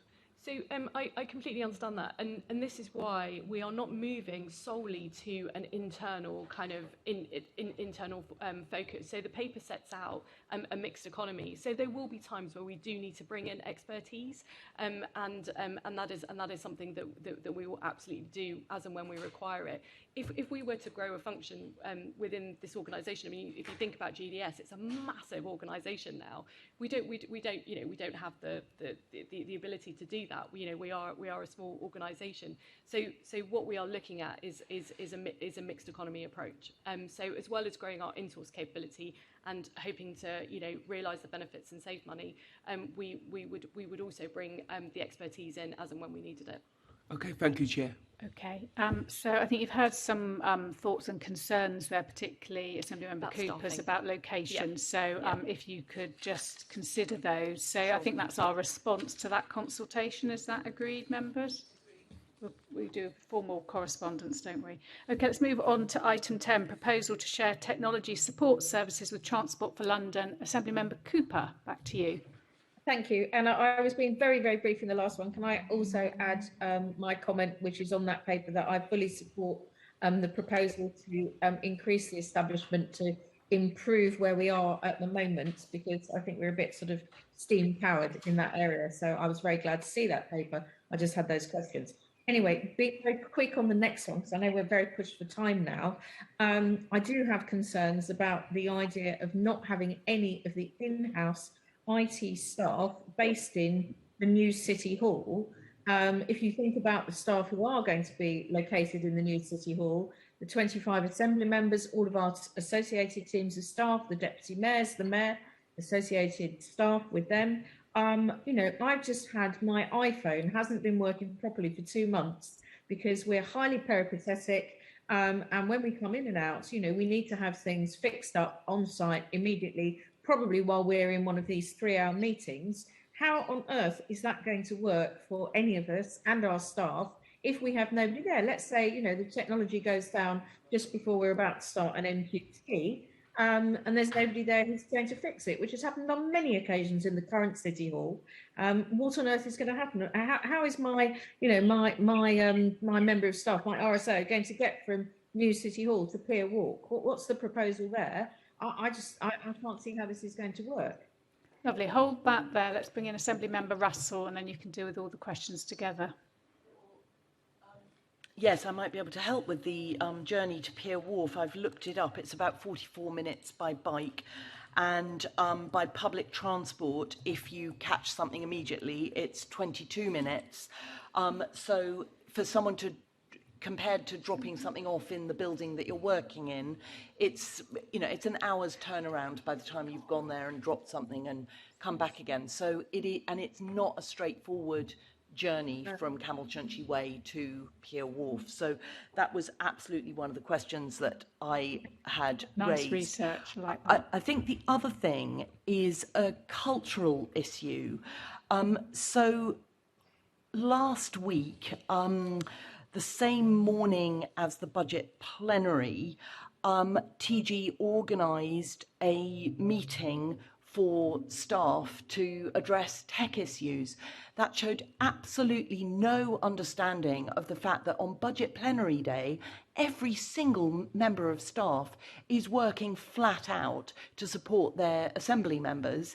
They don't have that. It's not like they've got the morning off to be able to go and attend a meeting with TG. So there's a cultural lack of awareness of what the nature of our work is on the Assembly and our staff, and the nature of the pressure points, the points at which, you know, a complete lack of awareness of, you know, what budget plenary means. And so it's, if we're in a separate building, then the possibility of that cultural awareness improving is even more challenging. So I'm just wondering what is proposed to actually to help with that, because we you know, it's already pretty spread apart with a lack of understanding, and physical distance could actually make that worse. And just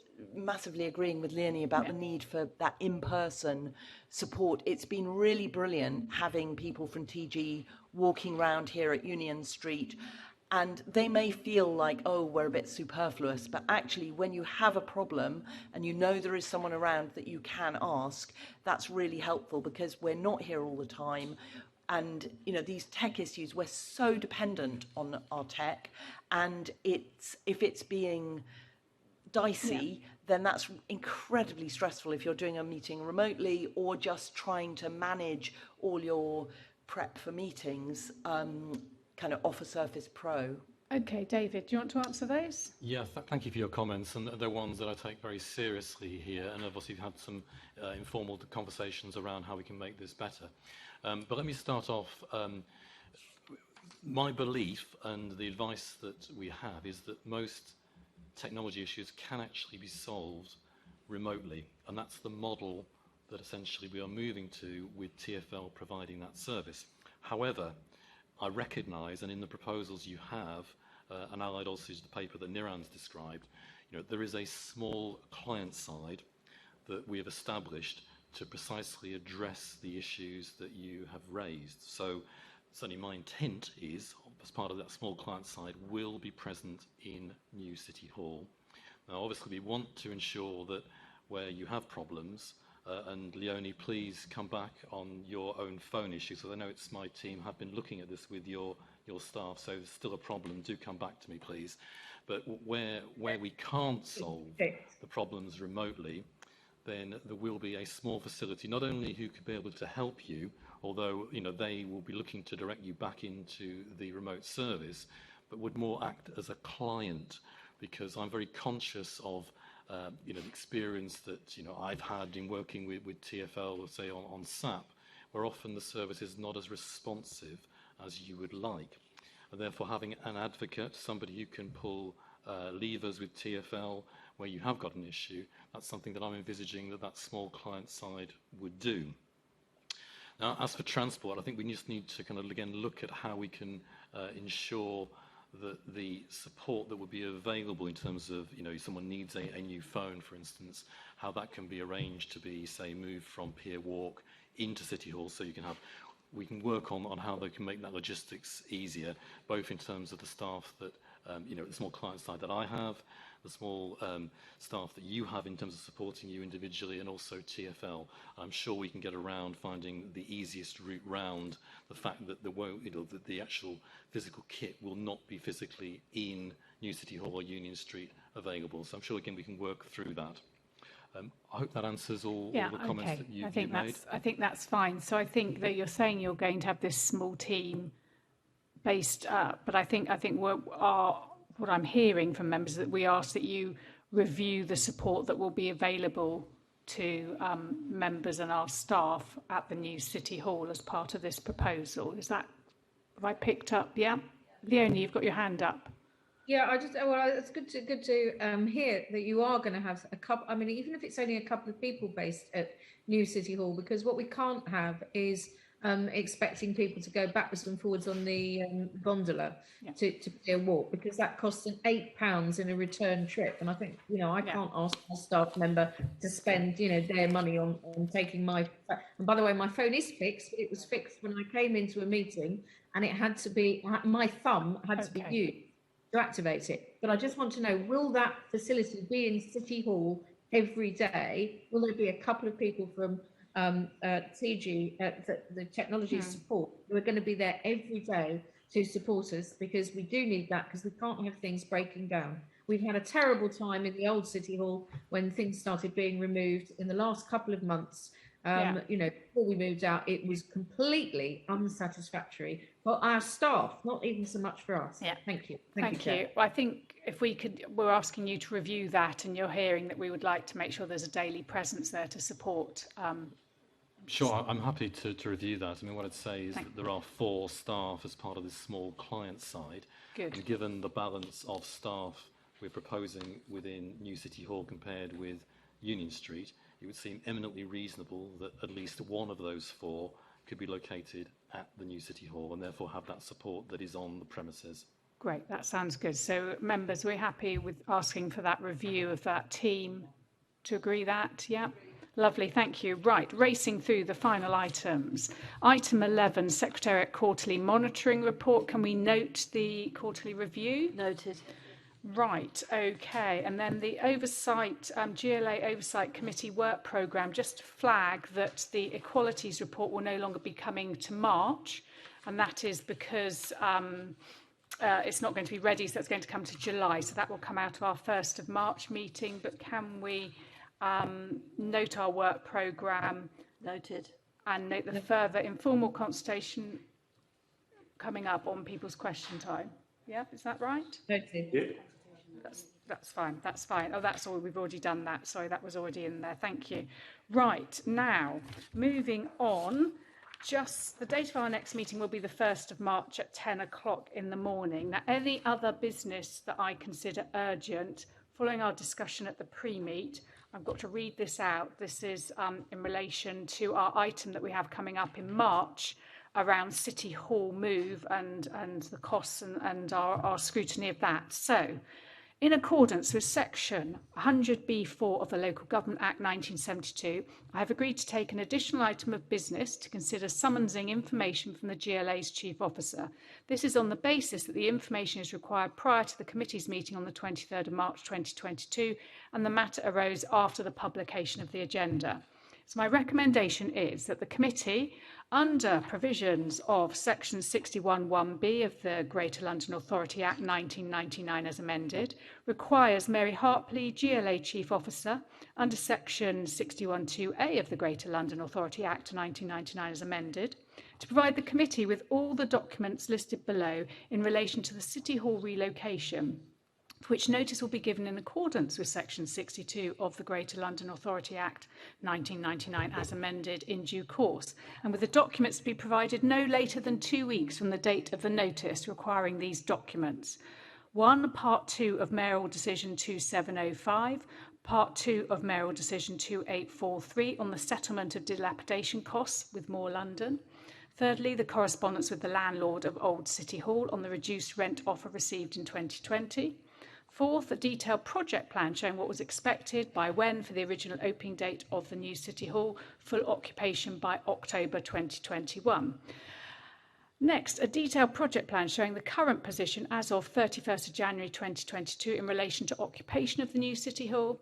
Next, a mapping showing where staff accommodated at Union Street and the old City Hall will be based following the relocation, and the additional costs, if any, that have been incurred to allow the Mayor's question time and plenary meetings to take place at the new City Hall on the 20th of January 2022 and 26th of January 2022.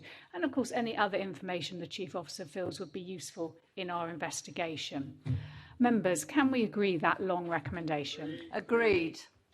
Thank you very much indeed. I'm so sorry I've overrun considerably. I think it's been a really useful meeting, though. Members, I have no other business urgent. Please enjoy lunch. Thank you.